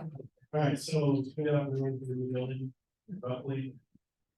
Am I right with that? Right, 15-year term? no, 10-year term, 5.5% interest, but we're only borrowing 2.265. perfect. What are current commercial construction loans like now? Like recently residential. Yeah. So if you do not act on getting this 5% debt, what is it gonna be next year? Does anybody know the current rates? We just put it out there, for bid by the bank, and we came back at 5.5, we realized that. It's like, I'm 37, right, and, you know, you're a kid, and I think of putting myself in debt, and I want it as cheap as possible, right? And so, my fear is to go that. And a year or 2 year down the road, property values are gonna go even higher. That, we don't know where that's gonna be. And I'm concerned we're going to jump over the dime. Say that it's not gonna be construction costs, not that. So I'll leave it there. Sure. You know, the hard part is we all equate to our personal lives. Municipalities are different in regards to how they might finance things. The security for the town's debt is an unlimited taxing authority. That is an extremely strong credit, right? Nobody wants to, there is no mortgage security interest when the town borrows money. The collateral is the pledge of the unlimited taxing authority, and that's irrevocable for the life of the debt. No future board can all of a sudden say, we're not gonna levy for the debt service. So that's a binding obligation that once made is very powerful. So as such, and you get very good financing rates, on the rank and say that the rates that the town got was the best that we've seen. Sometimes from bank lenders, the town has access to capital in a number of ways. The other nice thing about the financing is that it would be subject to prepayment, which includes refinancing at any point in time after closing. Some lenders will have lockout periods, some lenders will bring along a prepayment penalty. You might get a lower rate for that, but if rates were to go down, it's more about maybe now a good time versus next year. Rates go down, take advantage of that. You can refinance your savings at any point in time. And do that as many times as it's economically feasible and viable. So that has a nice benefit. If the town has cash available at some point in time, a future board could appropriate funds and pay some debt off, all or some early. That would also impact the amount of the levy then go forward. So there's a lot of flexibility in that context. As far as where rates are going to be a year from now, boy, that's common, you know, thing to say, right? I'd be on a beach somewhere rather than here right now. I like being here right now. It's very nice to be with all of you, and I appreciate that. But if I knew the answer to that, certainly, you know, I'd be somewhere else, I'm sure. So I will say we're at the highest rates in quite some time, right? So I think we're all well aware of that. You mentioned the residential mortgage market being at peak rates for decades. I've been doing this for about 20 years. Some of the highest rates I've seen since around 2006, when short-term rates were this high, and that's how banks fund themselves within the short-term space. I think you know, if I look at this globally as well, the balance debt is very short in relationship to how many other places borrow, primarily city buildings, counties. So a typical community of this size, if it were a city or village, would probably borrow for longer. You mentioned 15 years, that makes sense. It's a very long-lived asset. So the town debt is pretty rapidly amortized, and it goes down by half very quickly. When I say all in, the town is a good credit and has managed its debt prudently, and not just this board, but prior boards have been good stewards of the town's fiscal profile. I'm hoping I answered your question, if I went too far, but Okay, over here. Just a quick question here, is in this new budget, the cost for utilities to manage two buildings as opposed to one building in, for next year and then in perpetuity? And I guess I would just add a comment to that, if we think utilities are gonna be high for a however many square foot building, I can't fathom what they would be for the elementary school, so. Okay, and then, this gentleman, I have him going and then we'll come back to you. Okay, go ahead, Jordan. All right, so you said that the current debt service project is conjunction with the new project people, I'm trying to keep the debt service going into the future relatively the same, so when those debt service deal projects fall off, the new debt service continues unchanged. As far as how much you're expecting debt. Correct. all the town's existing debt is fixed rate in nature. Once the board adopts the resolution that approves it, all payments are fixed at that one. Unless a prepayment is made, then things can change, but they can't go up. And I assume since your worst case scenario was $10 per 100,000, it got down to 3, that was accounting for some of those debt service projects that fall out. When we're asked to prepare estimates, my preference is certainly as a firm, we try to be conservative, we recognize what we're being relied on for, and so we try to aim high in terms of if you were to borrow, here might be the rate that you could achieve. We have been seeing high rates, so you know, of bank financing, some of the sixes, in front of them, even high sixes, so we can't control, obviously, who wants to give the town a proposal at any point in time, so we want to do the preliminary aspect, planning should be at a conservative estimate, so that was where we came up with that at the time.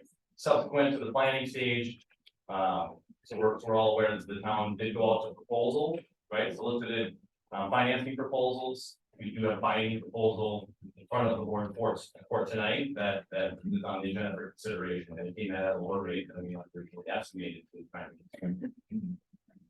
I guess, so the question that I'm getting to is, are there old debt service projects that will be falling off?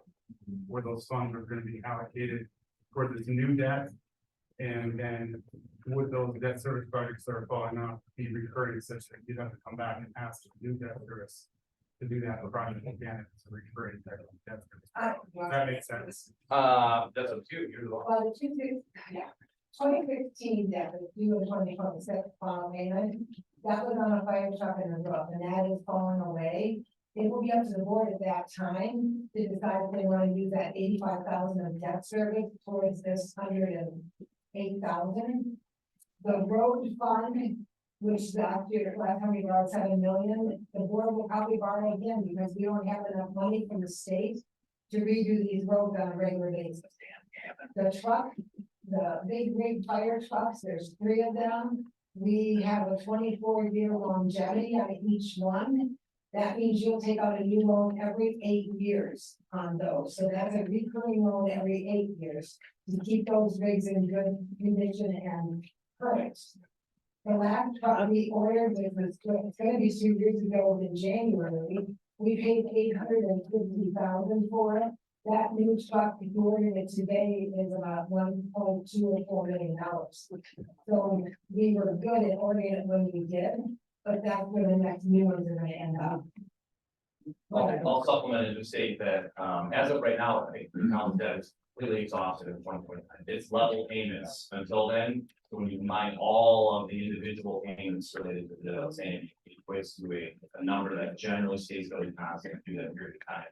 With new debt, there'll be a substantial drop, but it won't go to zero. So there'll be a gap there that a future board could consider. If you need to take on financing, the road project, there will be the ability for an additional debt service without having substantial increase in the total levy.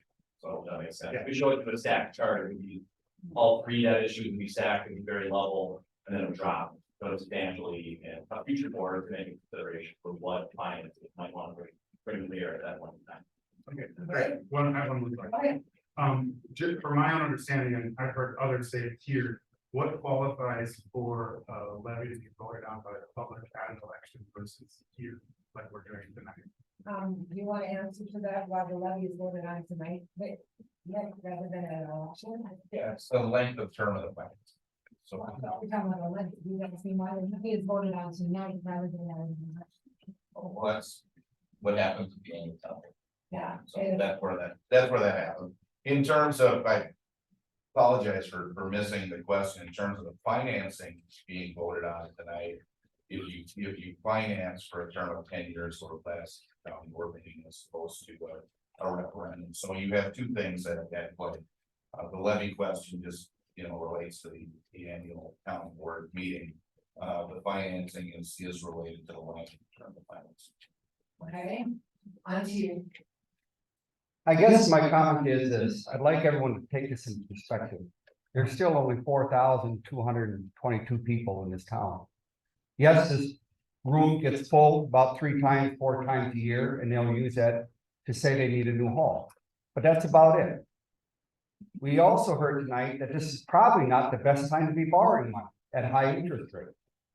Then the last thing we just heard was the fact that why are we voting for this now? Why don't we put this as a referendum in the fall of the general election when more people can have more information?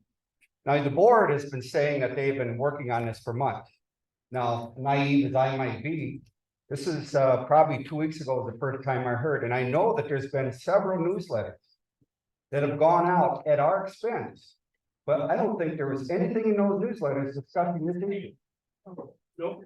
And that's what really concerns me, is that we have to find out the information, not by you, but by other people calling around in their circles, calling around in their town. Now, I know I've heard it 100 times, that it's only gonna be $17, $18, $19 a year for you to get a new town hall. And then it's another $5, $6 for a new fire truck. And this is nothing against the fire department. You guys have been doing a phenomenal job.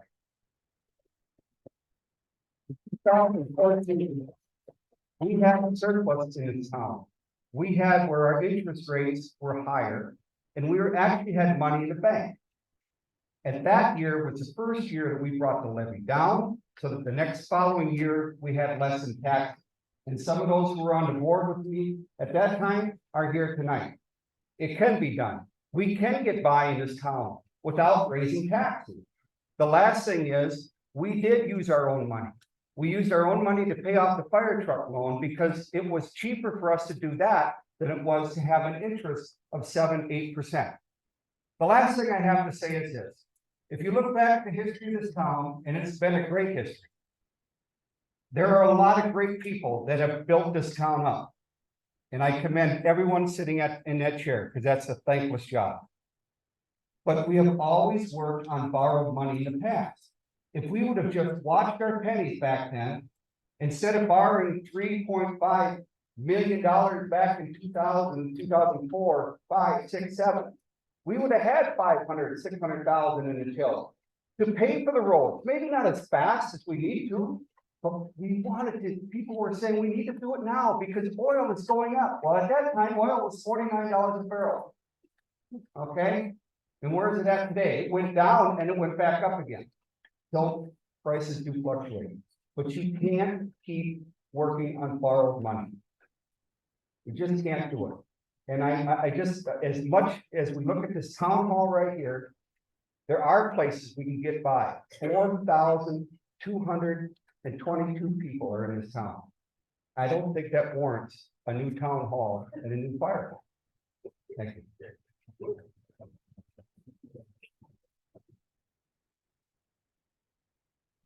Are we going to the meeting? Oh,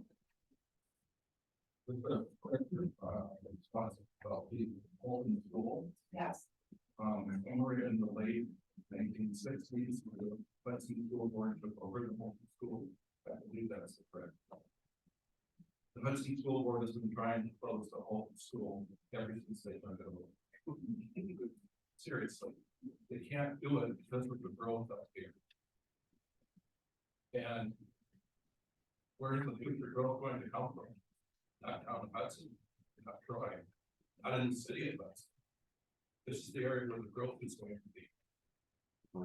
The only way that they close them, open school, which they built a huge new school. We do need to fight first.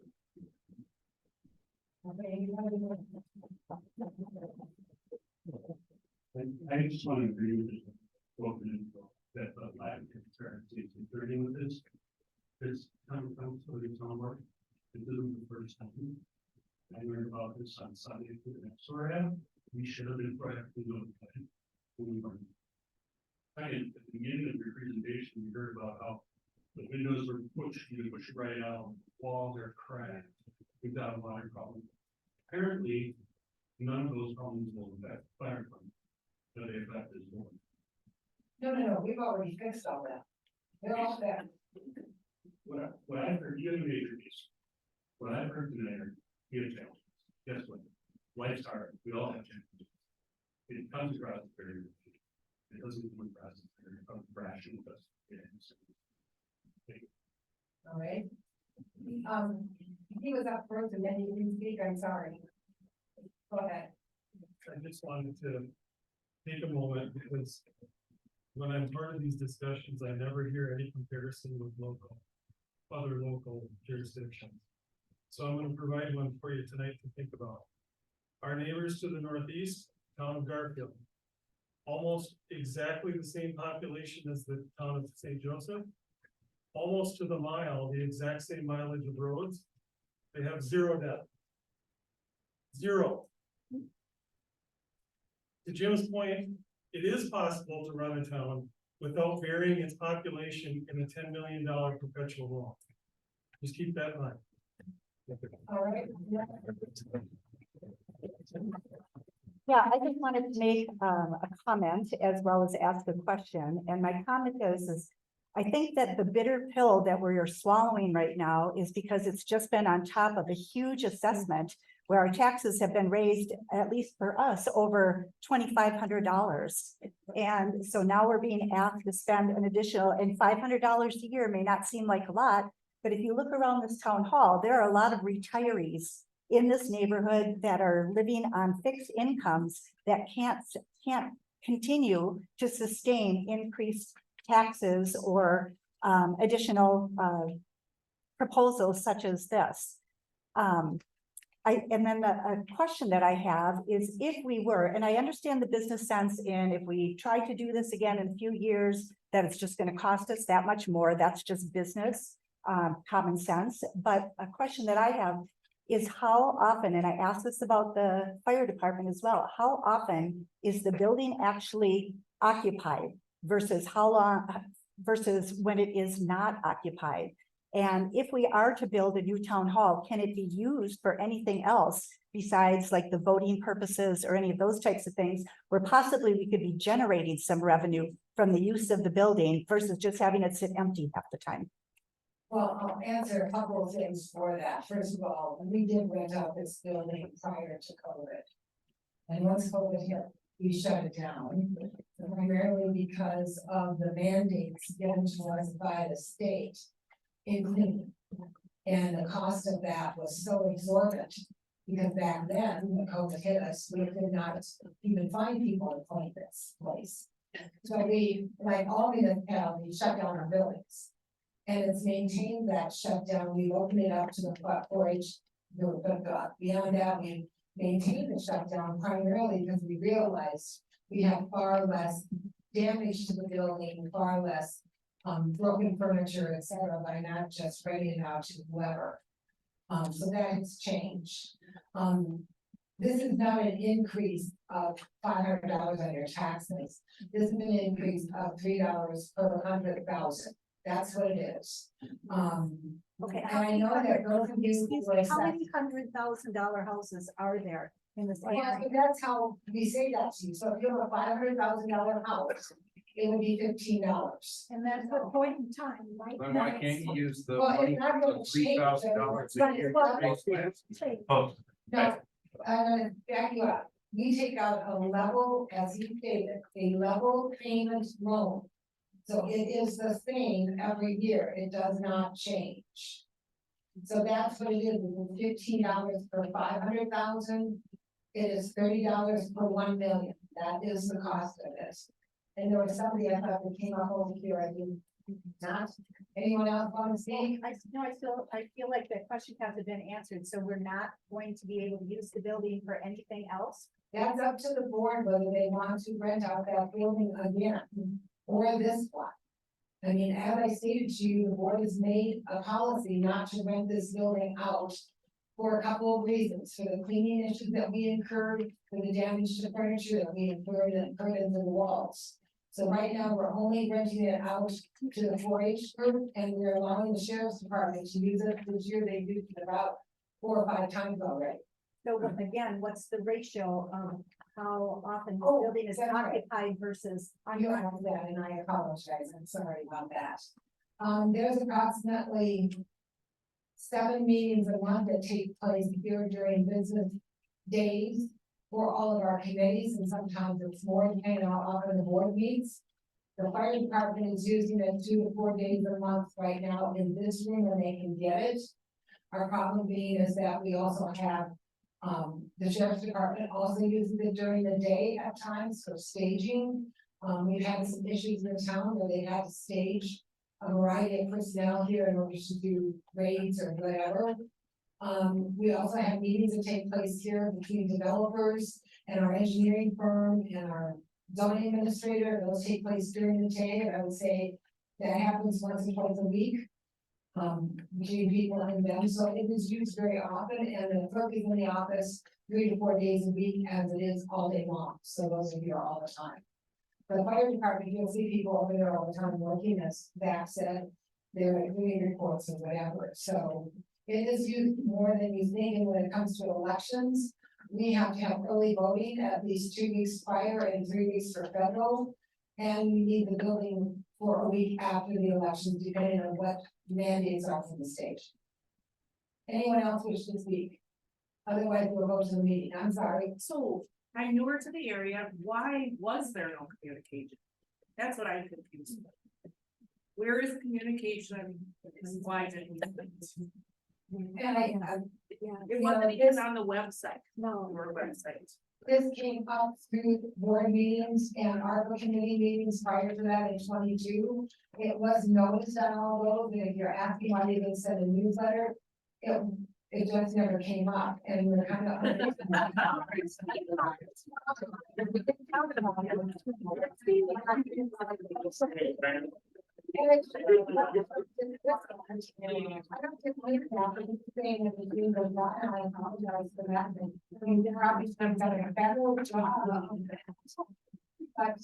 You can't even send out an email. I'm kind of nervous about giving you $2.5 million.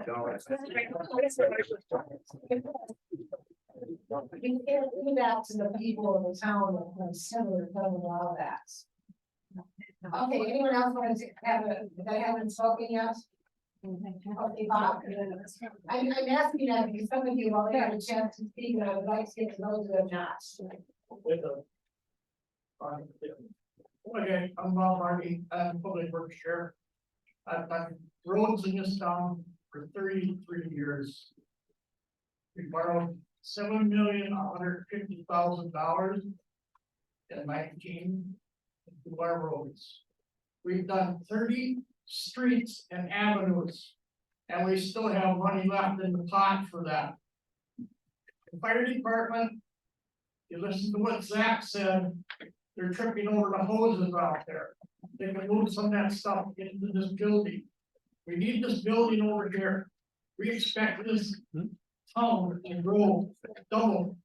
So we're looking at probably 8,000 people, residents, instead of. Very low numbers, they're not in here. Excuse me, everyone, I need to speak, no one. Yes, thank you.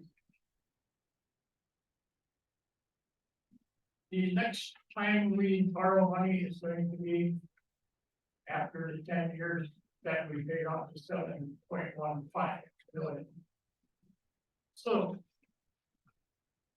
in order to keep up with our roads, once we got through the first phase of what we did, we're gonna have to go out and seal coat those roads again.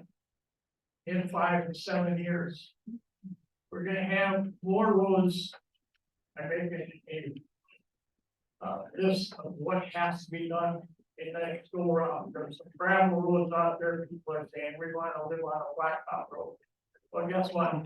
My whole scenario is, you moved into the community, you moved down a gravel road, and now you want it blacktop.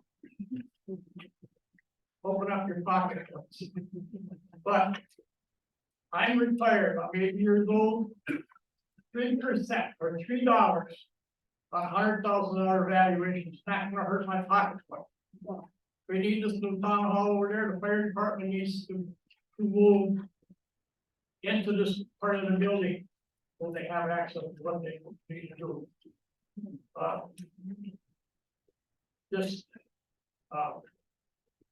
Fibergas me, I sit on the finance committee, because every chair of a committee is on the finance committee.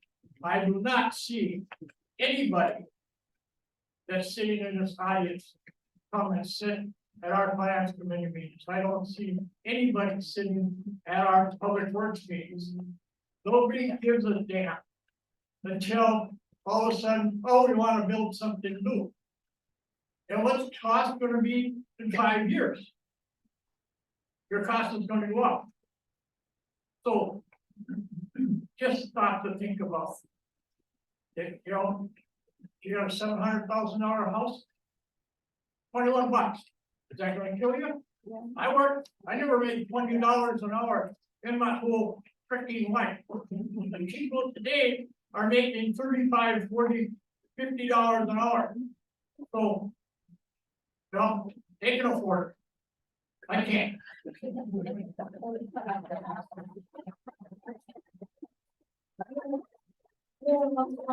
I'm not selling before I go to her. All right, you're gonna be the last one. Okay, I'm sorry I made you wait, go ahead. that's fine, Okay. yeah. So I just, I have a comment. One of them is that I didn't know anything about this.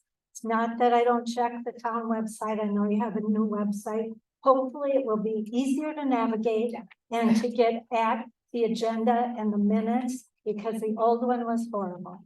Okay, my question is, do you consider a $2.5 million levy a significant expense?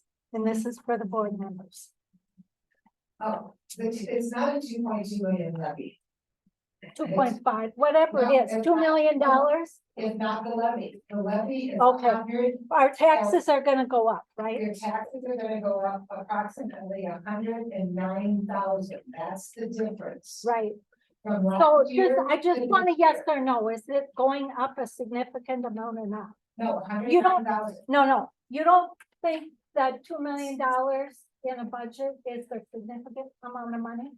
Well, you said it's in levy. And that's. Okay, I'm sorry, I used the wrong word. Okay, so you wanna know, you wanna build a new building. It's gonna cost over $2 million. Yes. Okay, so I know by law, you're required to post it. You're in a newspaper and online, and you've fulfilled your duties by law. But the only reason that probably a lot of these people know about it is because either we saw it on a social media site or somebody called us.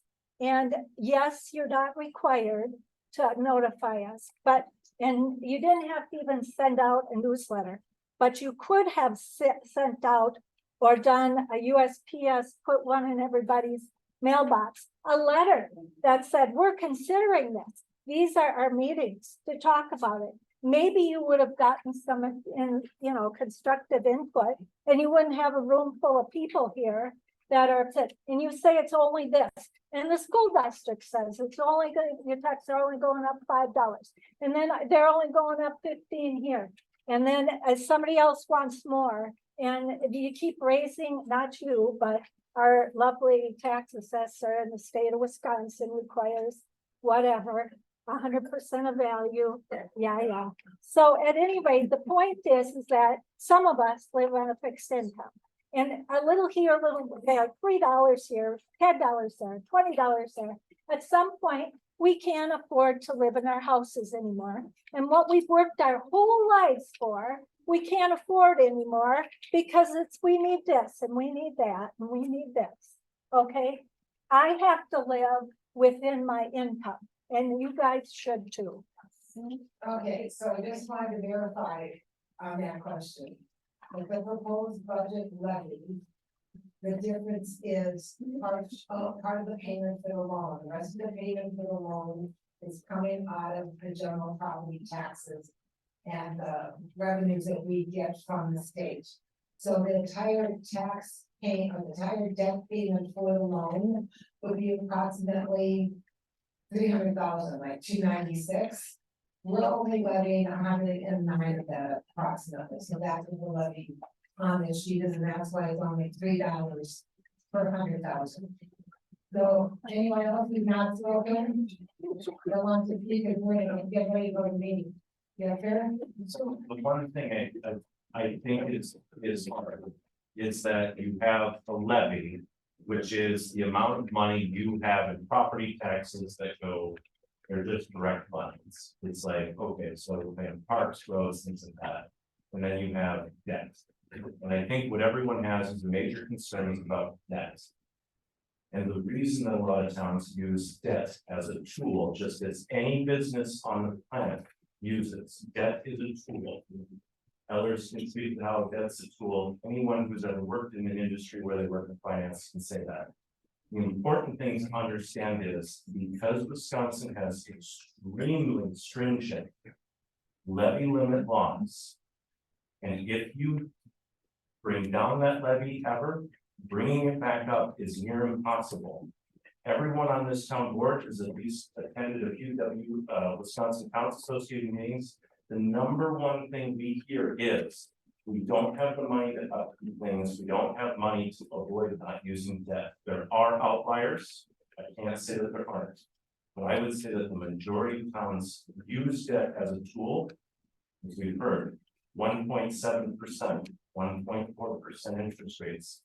The reason that you're seeing 5.5% tonight is that it gives us the flexibility in the future. So tomorrow the interest rate lowers or changes in any way, it can be refinanced if that makes sense. But I struggle with hearing that, you know, I think the comment was made is, why don't we just increase the levy? It's not allowed. The reason that this works on debt like this is because decisions have been made outside of this board, outside of this room at different times in history. And you can't just go in and crank the dial instantly. These things are set really in stone, and debt is in Wisconsin's really one of the tools that we have if you're taking on any project that's outside of the voting stuff. And so I really want to make sure that folks understand there's debt and then there's the levy. Go ahead. Yeah, I want to follow up with what Jim and Brian said here. You just didn't hold it close. Yeah, it's shut off or something. Go back on. No. Screen. Is it back on? No. Going red and green.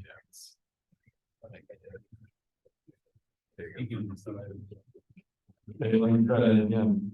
I just want to follow up with what Brian and Jim said.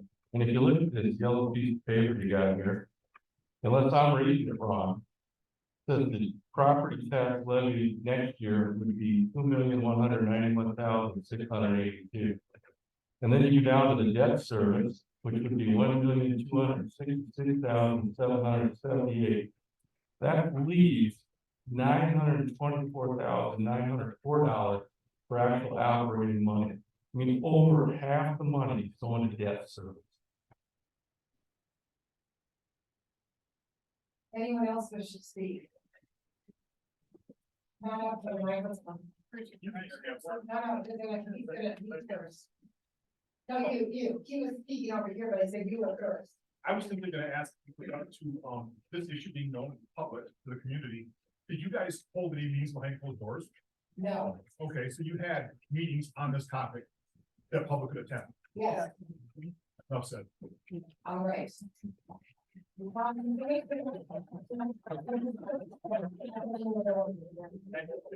come on.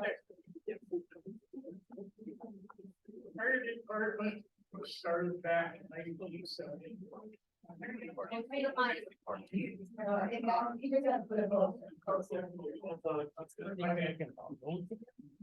Fire department is where Thomas St. Joseph was started back in 1974. Big keyboard. The buildings. It was a little building on Wolf Island Drive, and we have the scout that's sitting up in the public work shed. It's still can be used. Unique part of Thomas St. Joseph is that we have our own fire department. Some of the Thomas Summers that have their own fire department. Warrens. But Thomas Stanton, Thomas Richmond, the village of Star Prairie. They all share with the city of New Richmond, with the city of Hudson. Tom and Troy, I believe.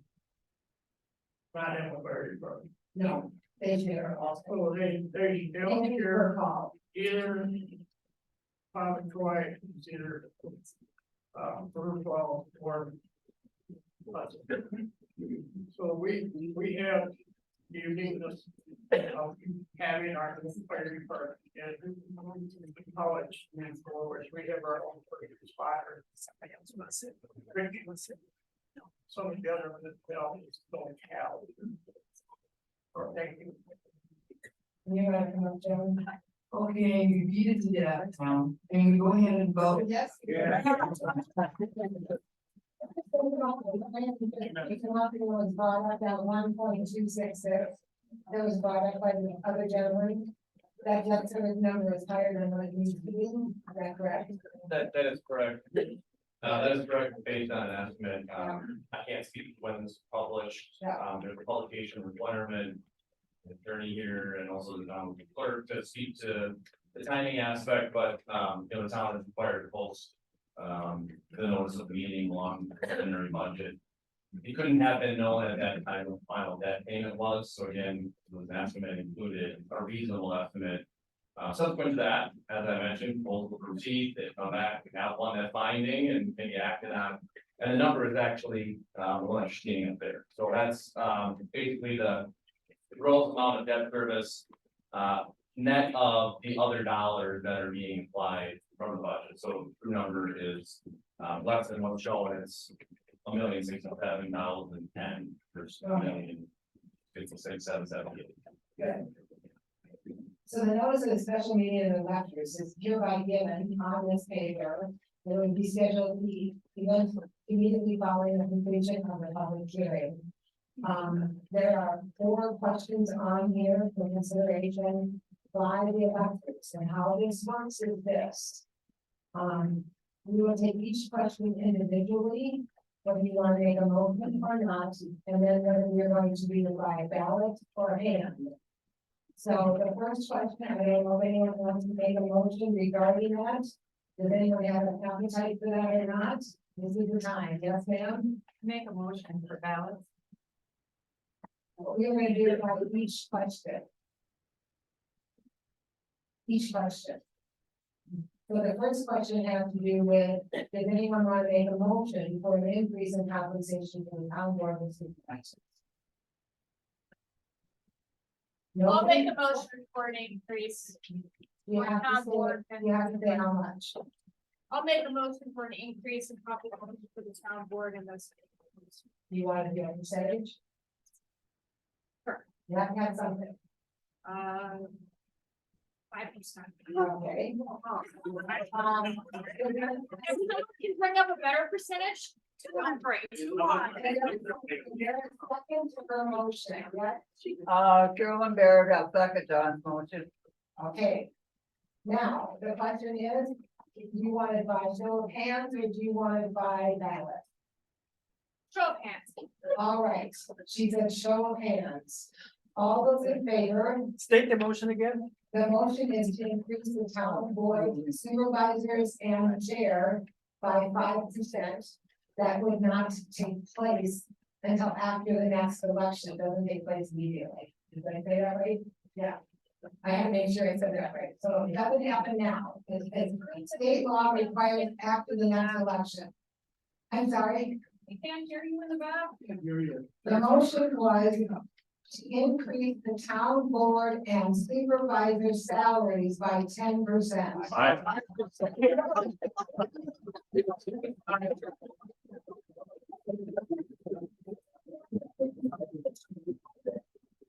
You said the person that makes the motion determines whether it's a ballot or a hand, I asked her first and asked her if she was comfortable with that. and the person who seconded it has to second that motion. We think, we think that's correct. Well, I don't You know. want to make a motion? I have to do that. You want to make a motion that would be by hand? I would like to make a motion that it's done by hand.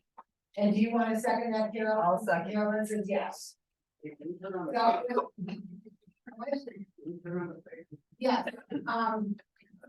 yes, why don't you turn over?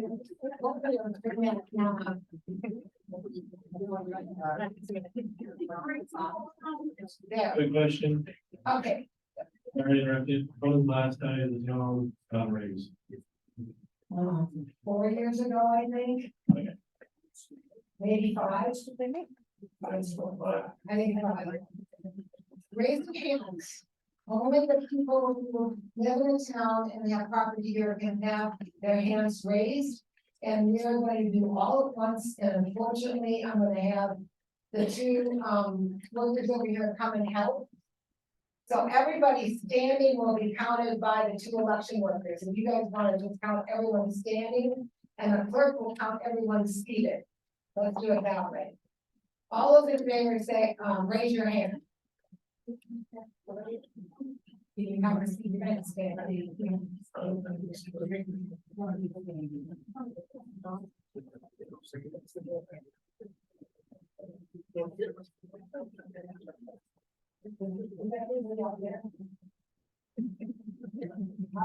One up. Okay.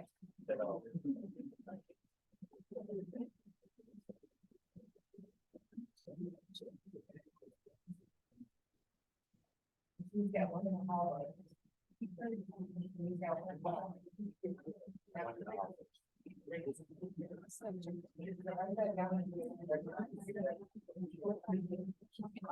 They're not standing, they're doing standing, they're doing sitting.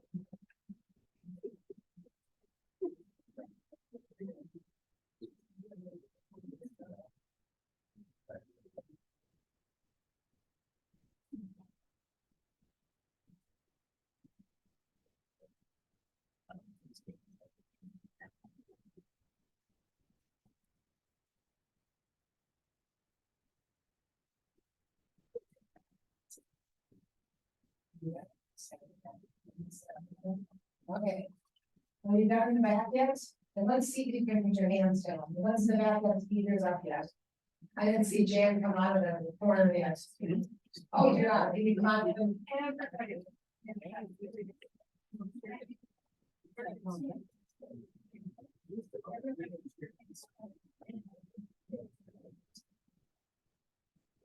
You didn't get your vote on.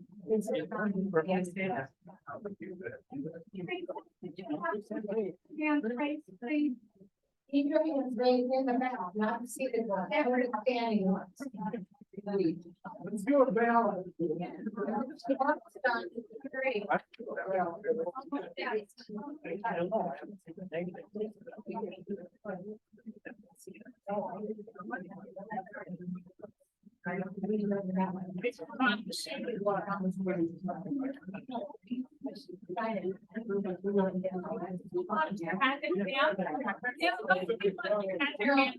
No, you're not counting these.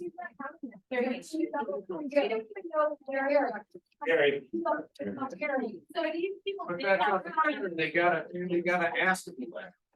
Terry, Notice. you start to count it. You were only counting the standing. I'm counting no. No, I'm not there. You're only counting the hands.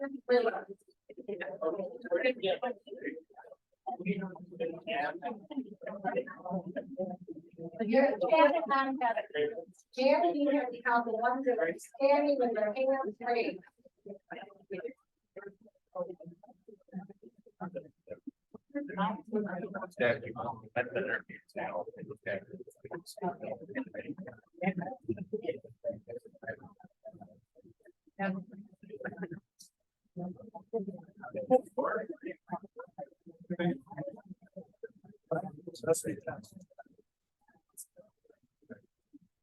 We have $1 million.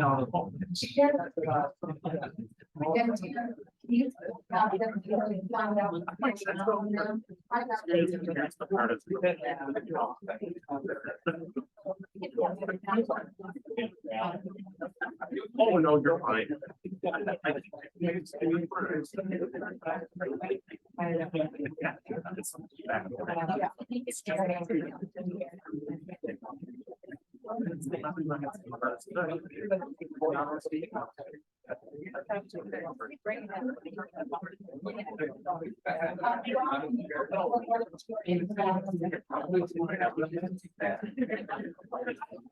like to make a motion to go to paper ballot. Or we could just explain how the vote works, because you're supposed to vote yay and count, then you vote nay and count. You don't vote who didn't raise their hand. That's right, Because there's also a third vote, which is no vote at all. correct. So if we explain it and then we can count it and then we can go home. So I want to go back to the person you said, second, you need to give your name. What your name, you said second, Mark, Mark, I have to have last name, Mark, Wayne and Pop. okay? So motion was made and seconded to go to paper ballot, all those in favor say aye. Aye. So I'm gonna have the election workers pass out one ballot to everybody that does not, that isn't member. Vote for everything on the ballot at once. No, that's too hard. So if you pass out ballots.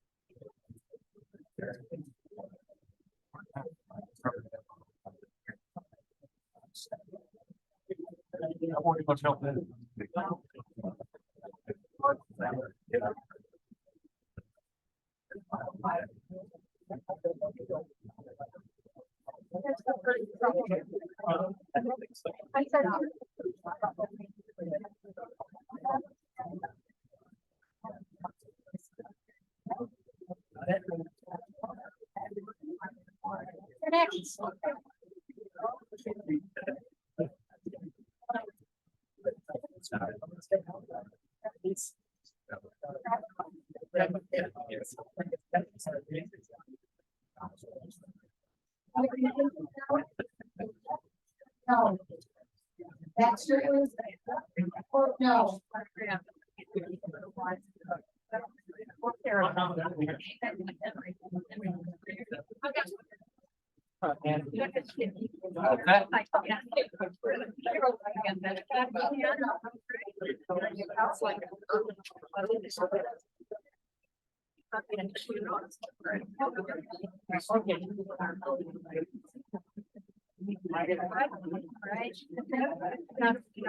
Yeah. What the way to hear. All right, well.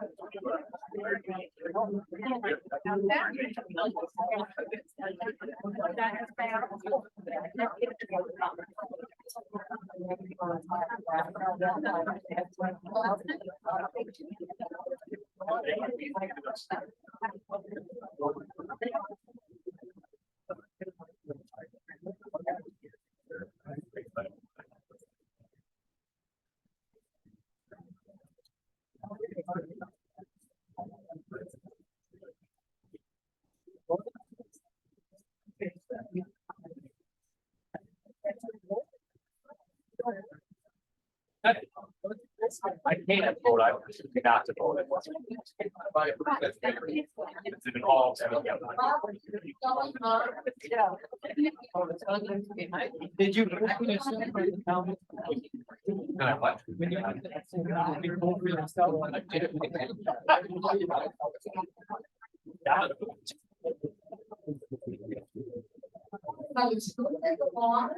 They're gonna handle these colored ballots for this election. The next question will have a different colored ballot. The next question will be yes or no, just like the next question is a yes or no. So while they're handing this out, then when they collect these, they'll give you a ballot for the next question. So we can save a little time here for going along. We're gonna have folks cast their ballots. And we're gonna have the ballots to the end of the row. So how about everybody in the middle, pass it to the north. You're in charge. And everybody. Yeah, I mean. So I have to get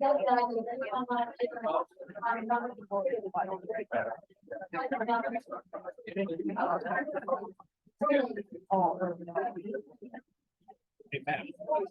Your ballots are completed, and you can pass them to this side of the road. I thought each item we were going to vote, whether it's, no. For each item, then we would propose whether it's by hand or by paper.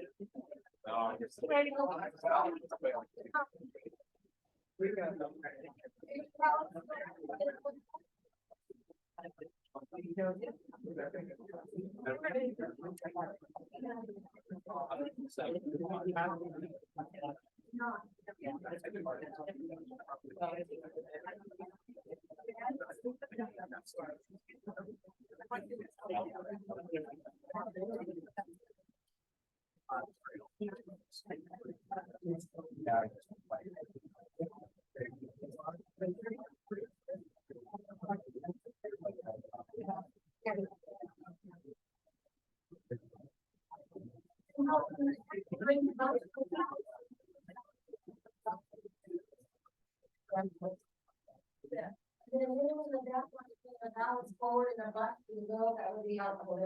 That's back at the end.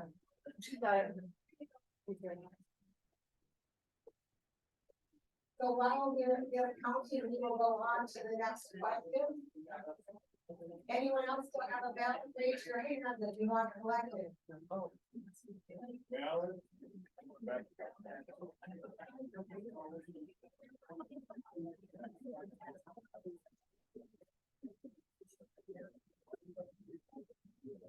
So the thing is, the election chief will be counting the ballots, they'll let us know we have when they figure it out. I'm gonna wait for the first count. And then let's start on the next question.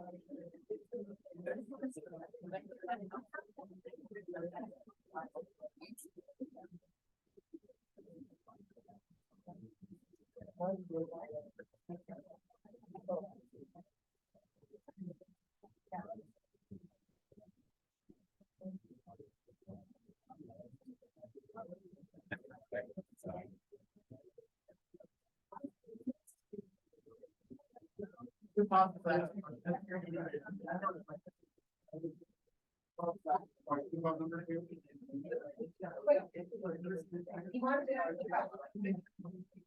my question to me, number two, the way it reads to me is that we're authorizing the board to purchase, lease, or construct buildings for the use of the town at any point in the future, not just for this one project. That's what that's saying. Go ahead. No, the statute requires that the electors approve the purchase or the authorization of the purchase of any building. So the motion, we would expect to be specific to this particular project. It's not a carte blanche approval of town board to do anything. Right, and this is obviously, this wording comes from the state on this. Anyone wish to make a motion regarding number two? Go ahead, Mark. Make a motion to read this right on the street. Authorize the town board to purchase, lease, or construct buildings for the use of the town. To combine for this purpose with the town's fund, with those of a society or corporation doing business or located in the town. Any itself contributing money, papers, organization, it's clear that there was obviously,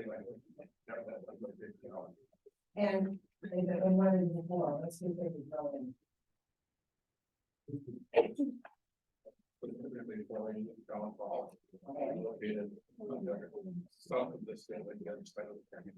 All right, that was Mark's motion. Is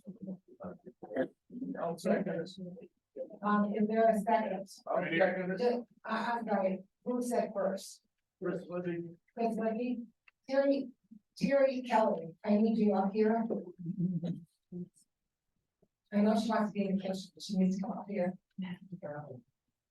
So I have a motion by Mark and a second by Chris Libby for the building and construction of a new town hall. I will ask election workers to hand out the next set of ballots. Again, you're gonna mark it a yes or a no. And again, only town electors can vote in this. So Jan and Terry Brooks, would you please hand out the ballots?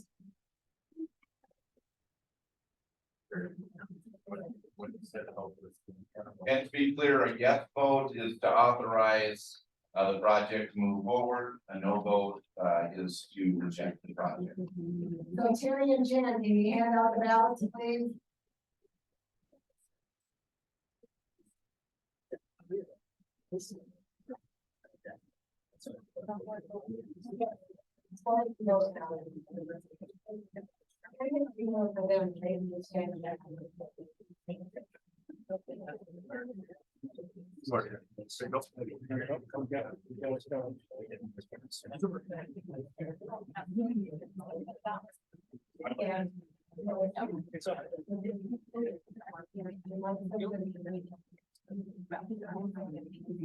We're moving on number two.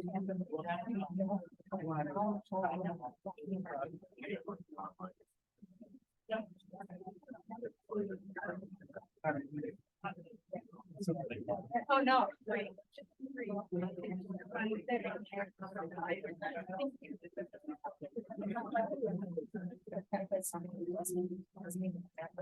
Okay, one. once you get these marks, when you want to begin, send them to the mill. Then everybody in the back, they'll have to come around and get them from you. And we'll see if we got the first question counted by the time they get to second.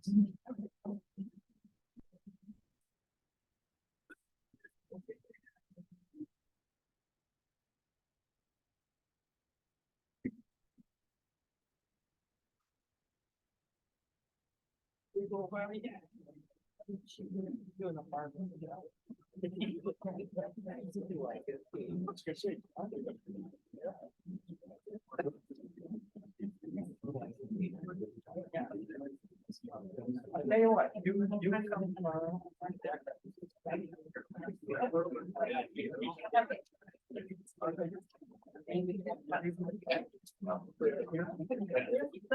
I want to.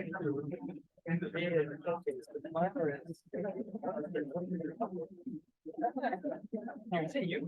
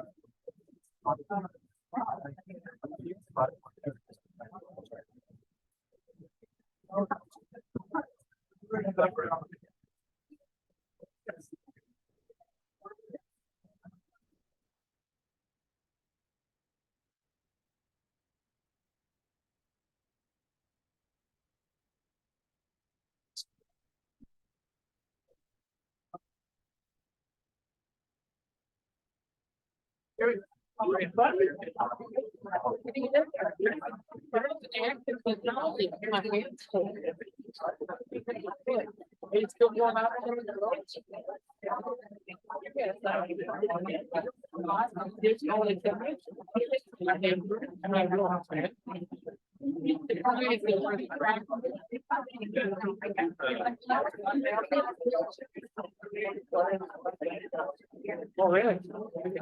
Well, they might well just let it crack, it's gonna crack and then that's.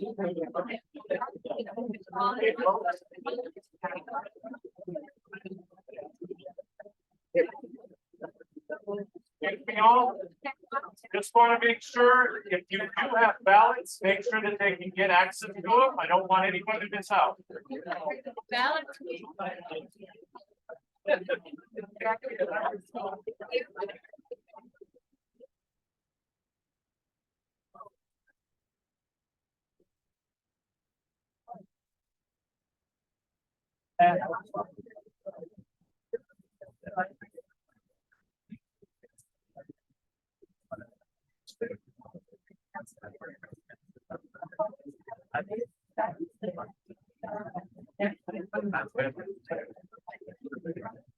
Yes, I help.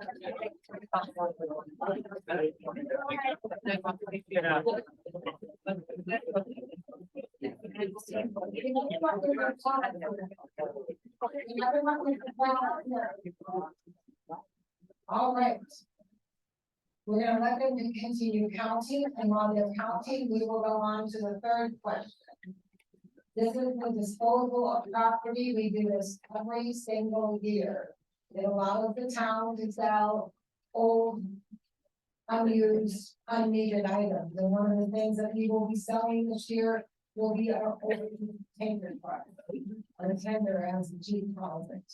So does anyone want to make the motion, as it says, that authorizes us to dispose of real property? So you're referring to items not planned. That's correct. In this state, right here, real property, other than property donated. Well, I shouldn't say that. Authorized town board to dispose of the town real property, other than property donated to and required to be held by the town for selling the business. You want to go speak to that, whether it can be done or anything else? No, it's, yeah, personal property, it's disposal of personal property, not real property. I would like to motion that we can sell property and do a hand vote on this. Okay. Well, I'm sorry, did not hear Stephen seconded it. Oh, wait, we have to have your name first Tom Kidd, and your name. Steve Dunlap. I know it, but it's about you for the record. Okay. I'm sorry, say your name again for her. Tom Kenpan. Thank you. Okay, he wants it by a show of hands, which I think would be okay on this point. All those in favor, raise your hand. Okay, all those opposed, raise your hand. There are 1, 2, 3, 4, 5 opposed. The motion carries. Thank you. We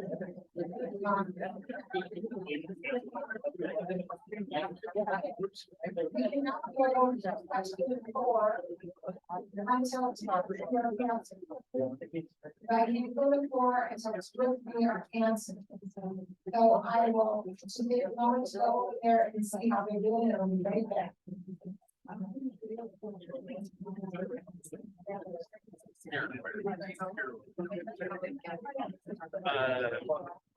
Yeah, so. Yeah.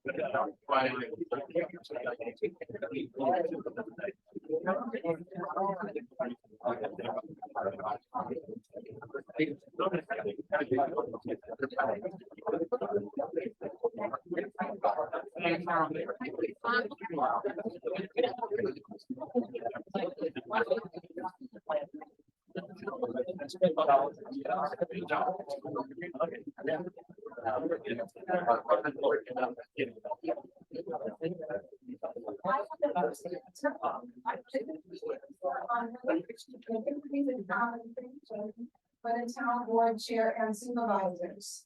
Yes, was 64 and no was 106, so the motion failed. That one's done and we're still waiting on the other.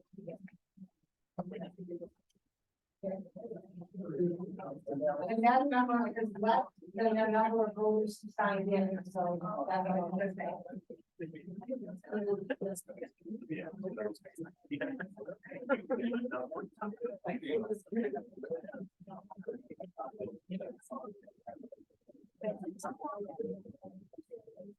Yeah, it's.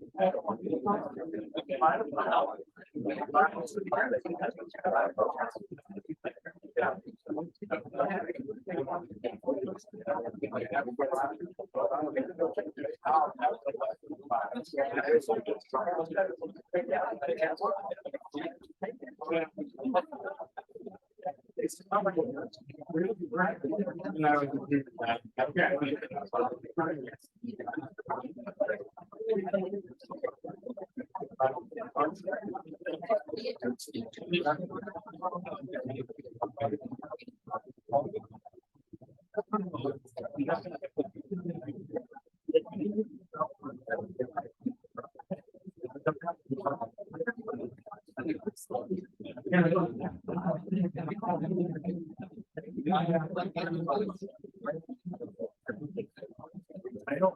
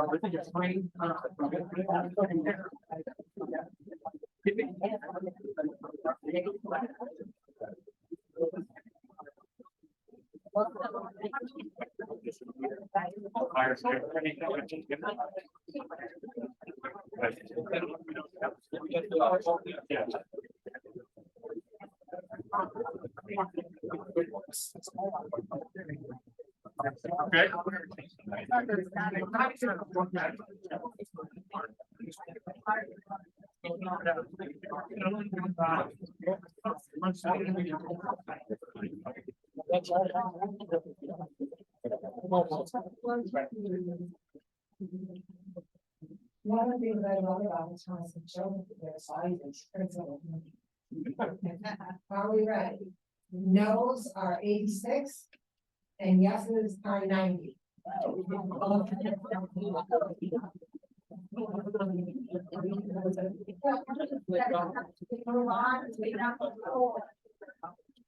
Number 4, we'll get the resolution.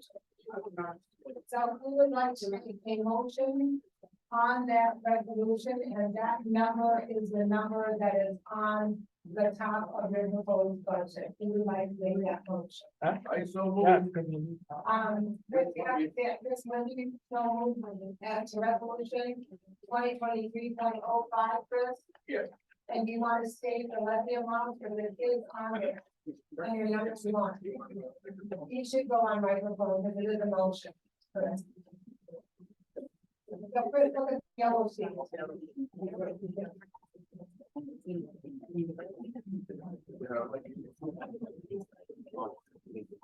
Okay, the dollar amount is reading right now, $2,091,682.00. I don't know where you got it. Oh, yeah, out there. Is that correct? I believe it got changed, right? Okay, I got things to call. Let me just check, because I think it got changed to keep on there. Let me check.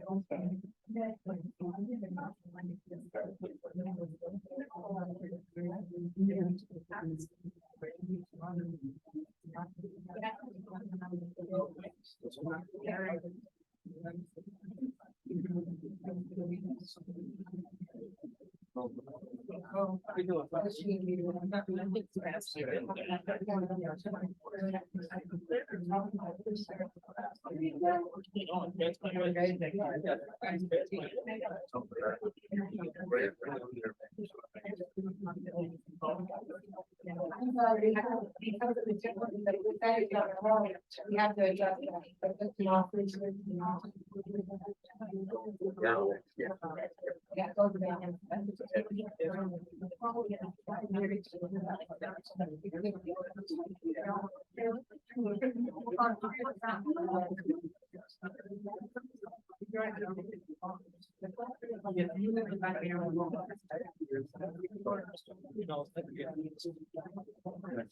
Someone average how much eligible people were due tonight's, hopefully you can with 185.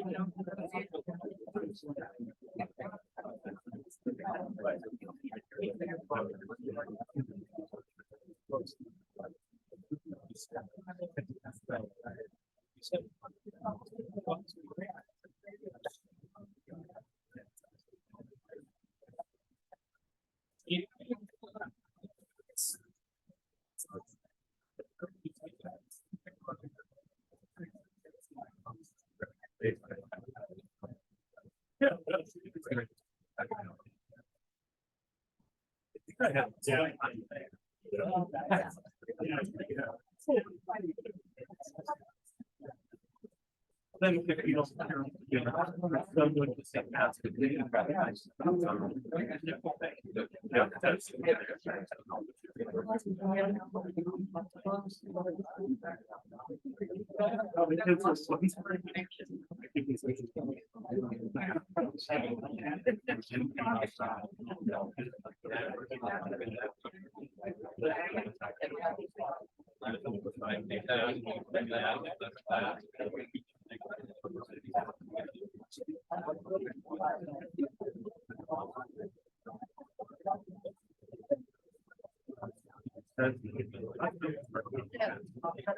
I was just talking to somebody like.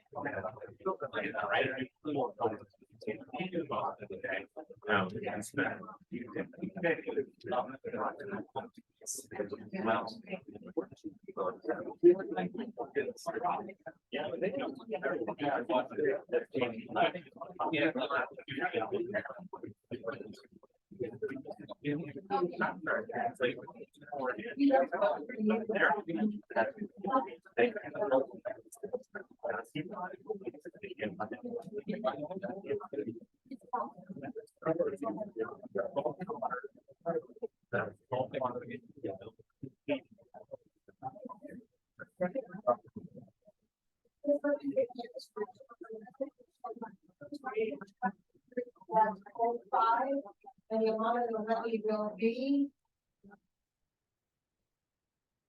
As stated before, $2,191,682. Is there a second? I second that. Oh, I thought they got in first.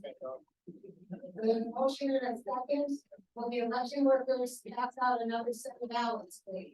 Yep, yep, they're gonna do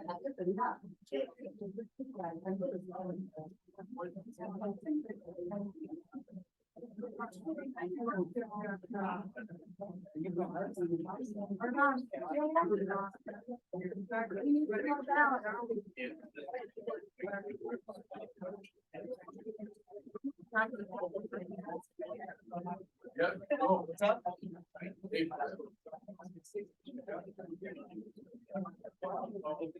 I would probably be about it.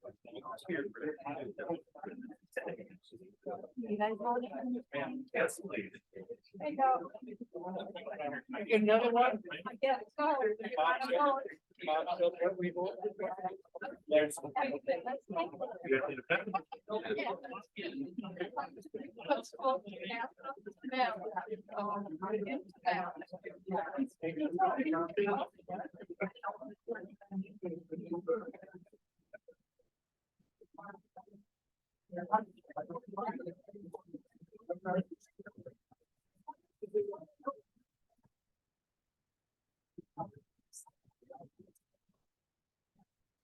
But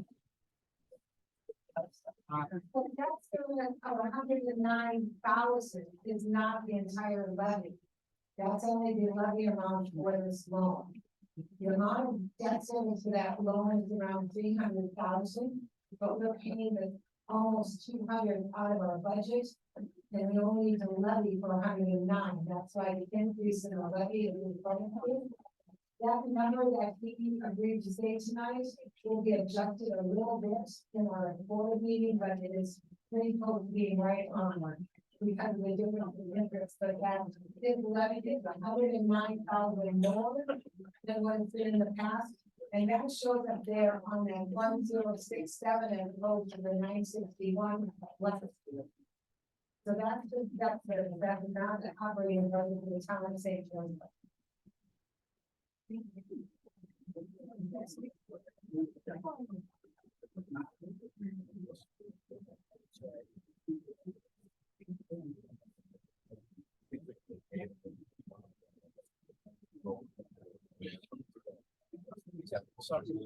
Oh, you're wanting to get no, yes, for the levy or no for the levy.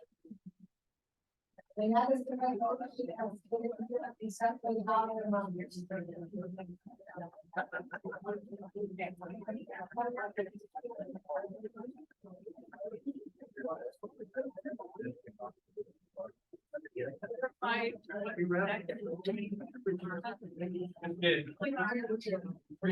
They can't hear you back.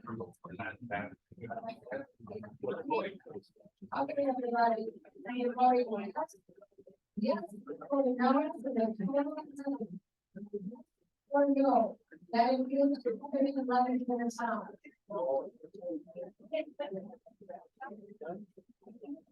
We gotta turn that.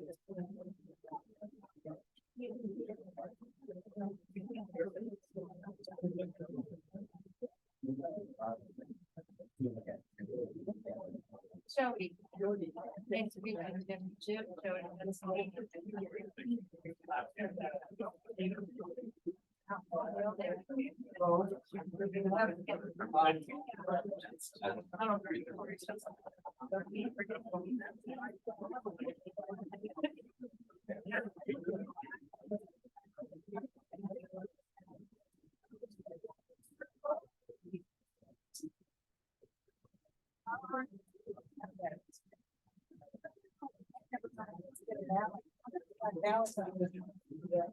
Oh, I'm sorry.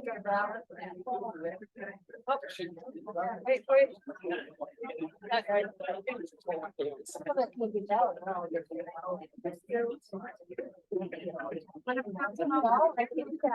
Fred, did you get Gary?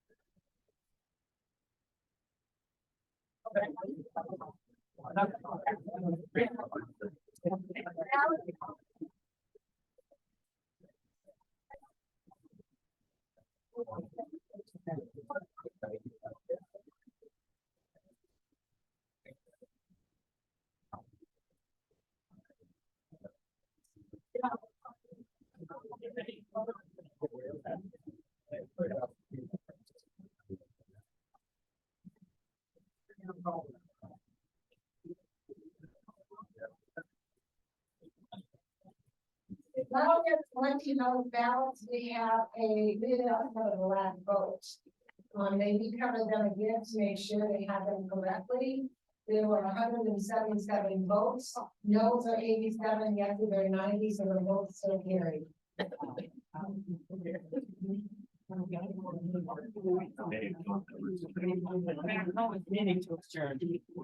We're not, we got one more head, we got one left.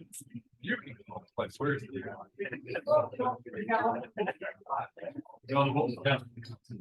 They're counting for the answer.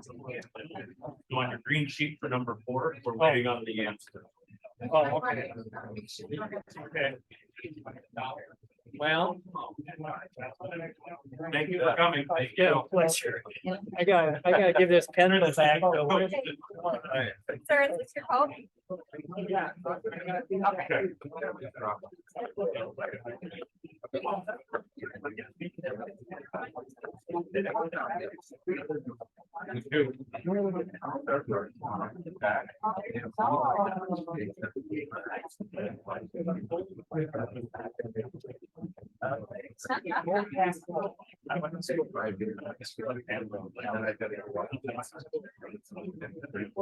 And I gotta go up to great late. Big deal.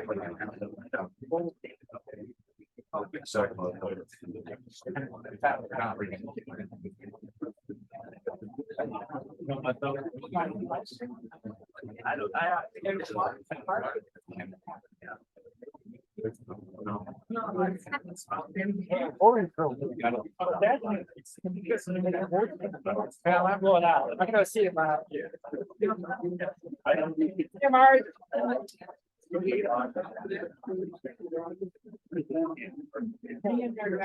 Yeah, thank you. Thank you for coming.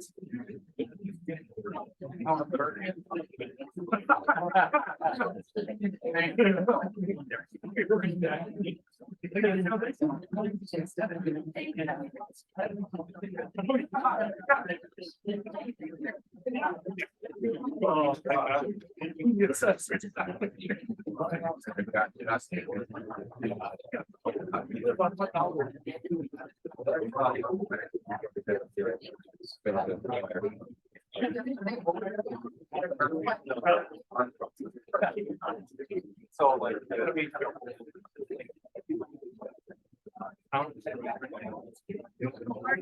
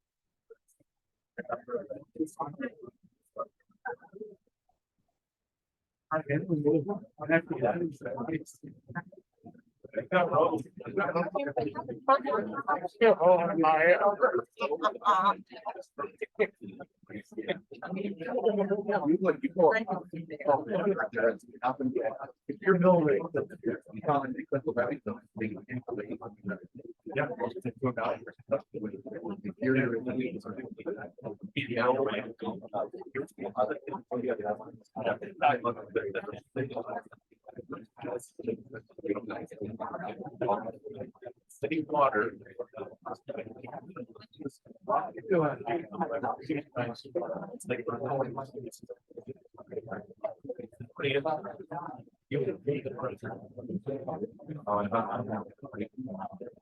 Yeah, that's it's great for me to rent the city. I live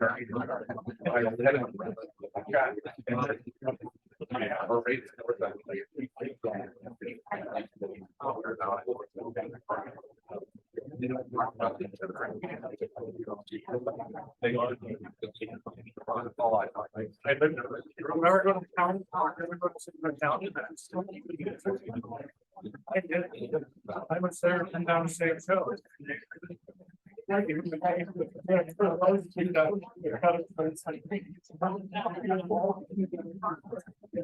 Destroy them.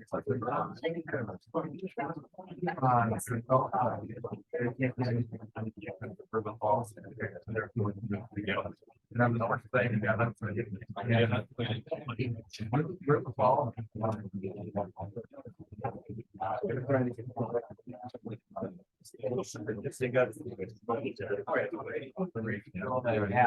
that's the other thing.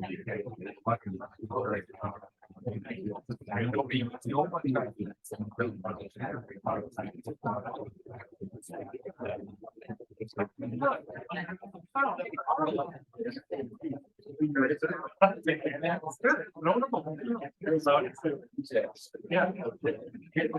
That's when you're going. Two-thirds. Yes. I don't know how you guess it. Small little sliver. I know.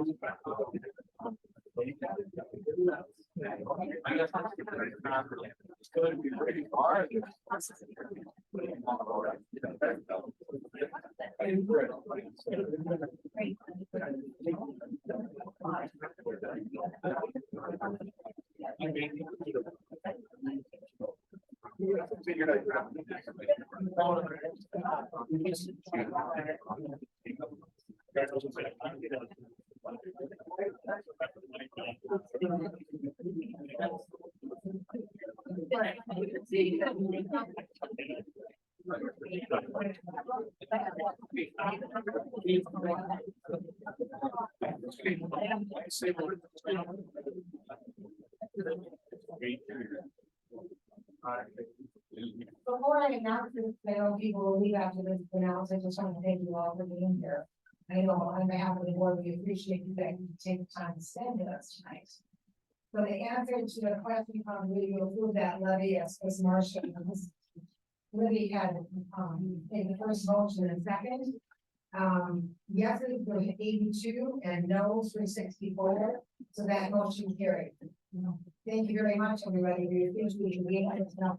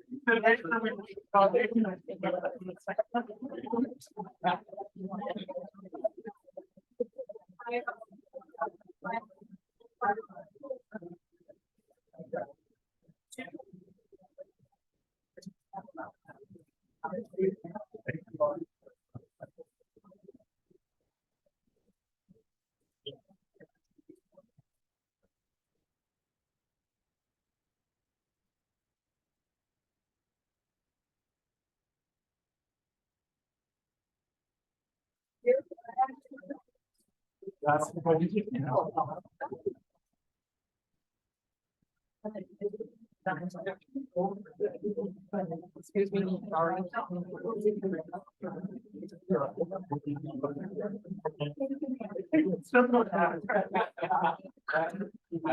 Chris Marshall's son's been not.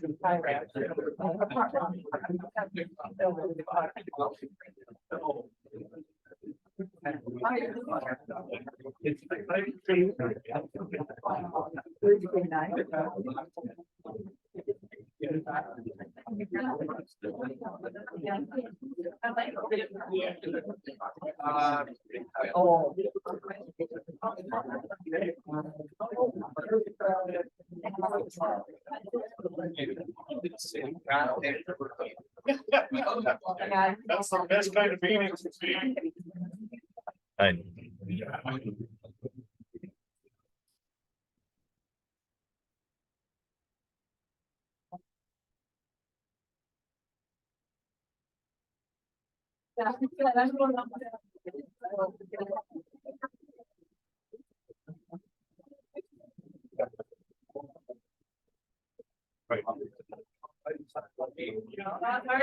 Yeah, thank you. Any meetings?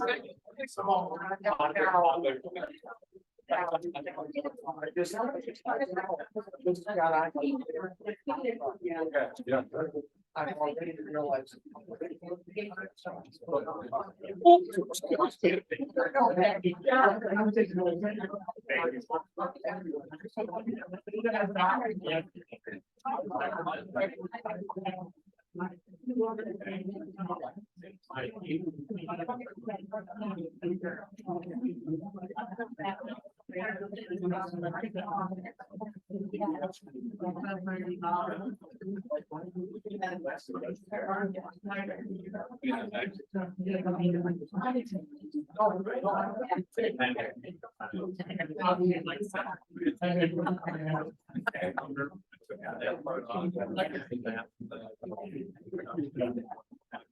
And that's where we get it.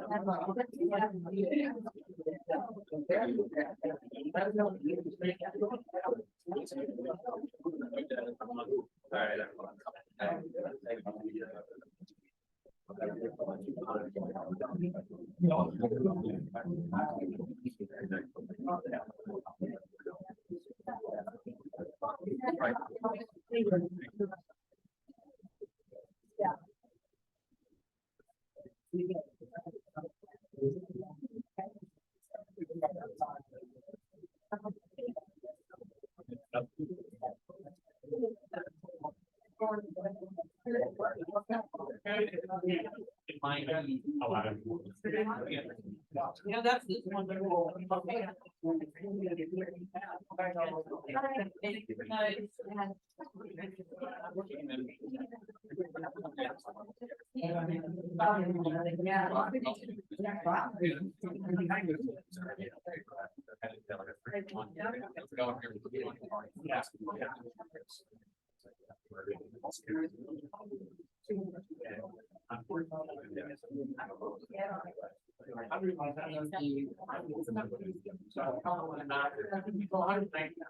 That's all. I had.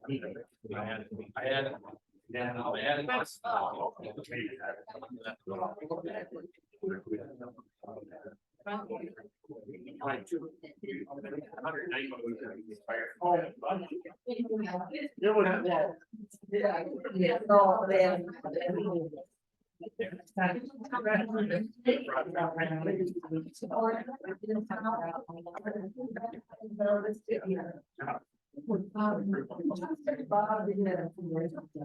Yeah.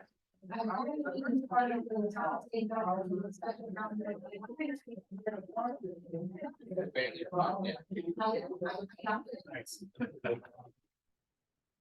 Oh, already adjusted. I, you know, I have these. Thank you, guys.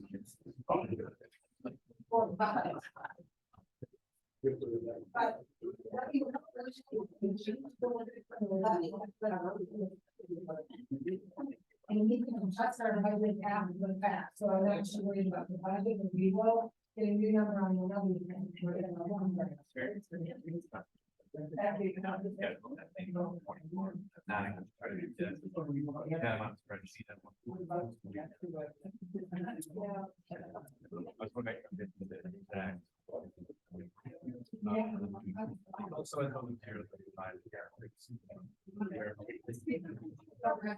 Why do you want to lock these page balance?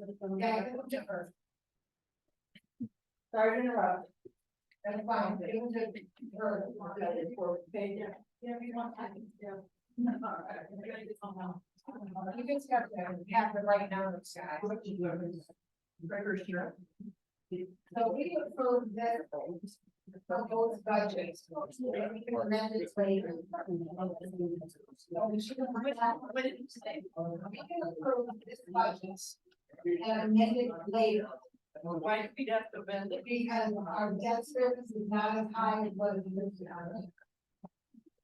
Because the difference in interest rates. He's gonna give us the correct levy that we're not levying, but we can adjust the credit budget later. The whole change will be right. Anyone want to make a motion to approve the 2024 budget as proposed? I move. I approve the 2024 budget as proposed. Second. Any other discussion on there? Go ahead. Let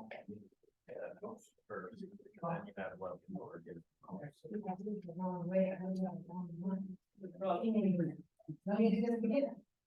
We need to have an approval of the town board of any withdrawing motions. Motion to adopt. Wait, we can't hold the thing in front of the fire hall. I need a motion on that. Right here. Pink, blue, purple. I move to approve the new town hall building and improvements to the fire hall. Second. Any other discussion? All those in favor say aye. Aye. Opposed, passes.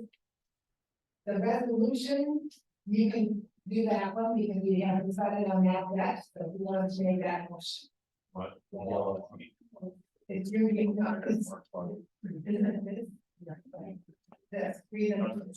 I'll make a motion to approve the resolution 2023-06 authorizing the insurance sale and delivery of $2,265,000 general obligation promissory note.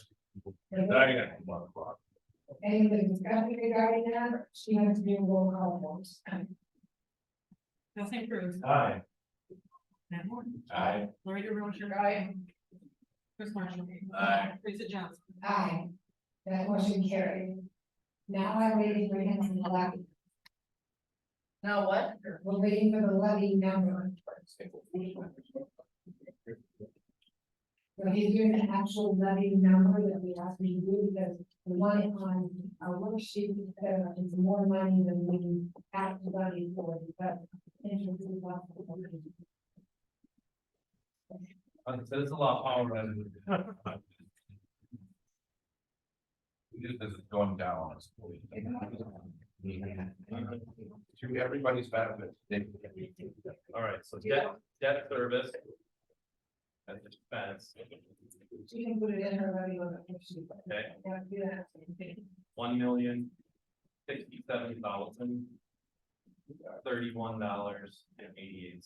That's very clear. $1,067,032. 11067. So then when you flip to the front. It should automatically populate. And what does that make our levy? 09008. 2090089, and that should do. Well, the original map that. So I'll make a motion to approve. Without the 2023 tax levy to be collected in 2024 of $2,009,0089. Second. Thank you. Any other discussion? All those in favor say aye. Aye. Opposed? And then who wants to adopt the budget as stated?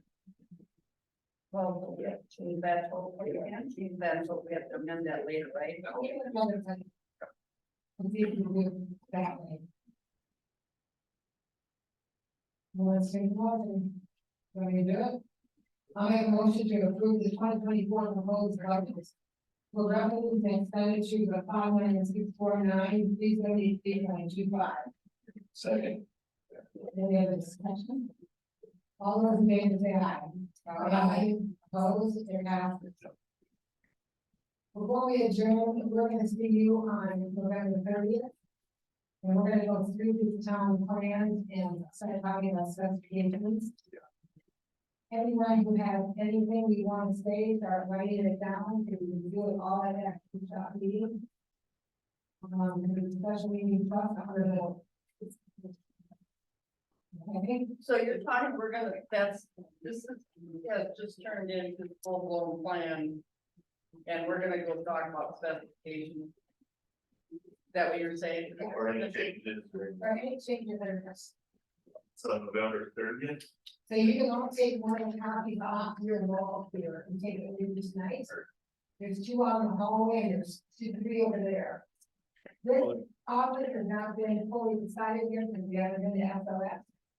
But this is the proposed layout. Did you want to ask? How many workstations are you putting in here? Right now, you said probably 4. Primarily because we have the sheriff coming in here to use. These folders, of the 2 main, you have 3 used and 1 maybe just an L. And Matt, yeah. What did you want to say to your mind about? I sent all of these plans to Gary. Yeah. She can email them out to everybody, so they got it. I don't want to email, I want to set a plan. Yeah. Well, the given time is further than what you can do. I only brought it Saturday. Okay, I don't need a giant set. I don't want to. Even if you I don't want this big. I do have one question. These windows aren't locked, even though they're locked, but you get them aren't locked. So. And this. Oh, I have to look at that. It's locked. Yeah. There's the other one down there.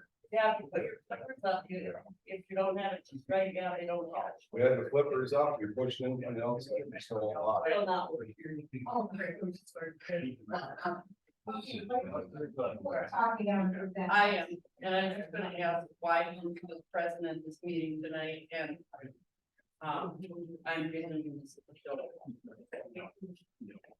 I am not building one maintenance in the box. I'm going to clarify this for interpretation. Yep. I was asked, in this meeting, but in the meeting. Okay. Anything else, anybody? Okay, motion to adjourn. Move to adjourn. Second. Thank you, all. Thank you to the board, you all were great tonight, and thank you to your and Robin and Nick for letting me call on the spot. Yeah, thank you guys. It was impressive. Thank you very much. Thank you all. Maybe I'll take it. Very well. Well, we're not about next meeting. And Nick, I didn't tell one single person to try to do it tonight. You know, you did. Hey. I was asking for clarification. So, right. I had no idea We what didn't that get a lady. gator back. And I wasn't even. Out of anything, I was- So she was asking for something that didn't exist, and it was like. That's the problem with this ilk, Darla Myers and all those, they're like, yeah, Dad, we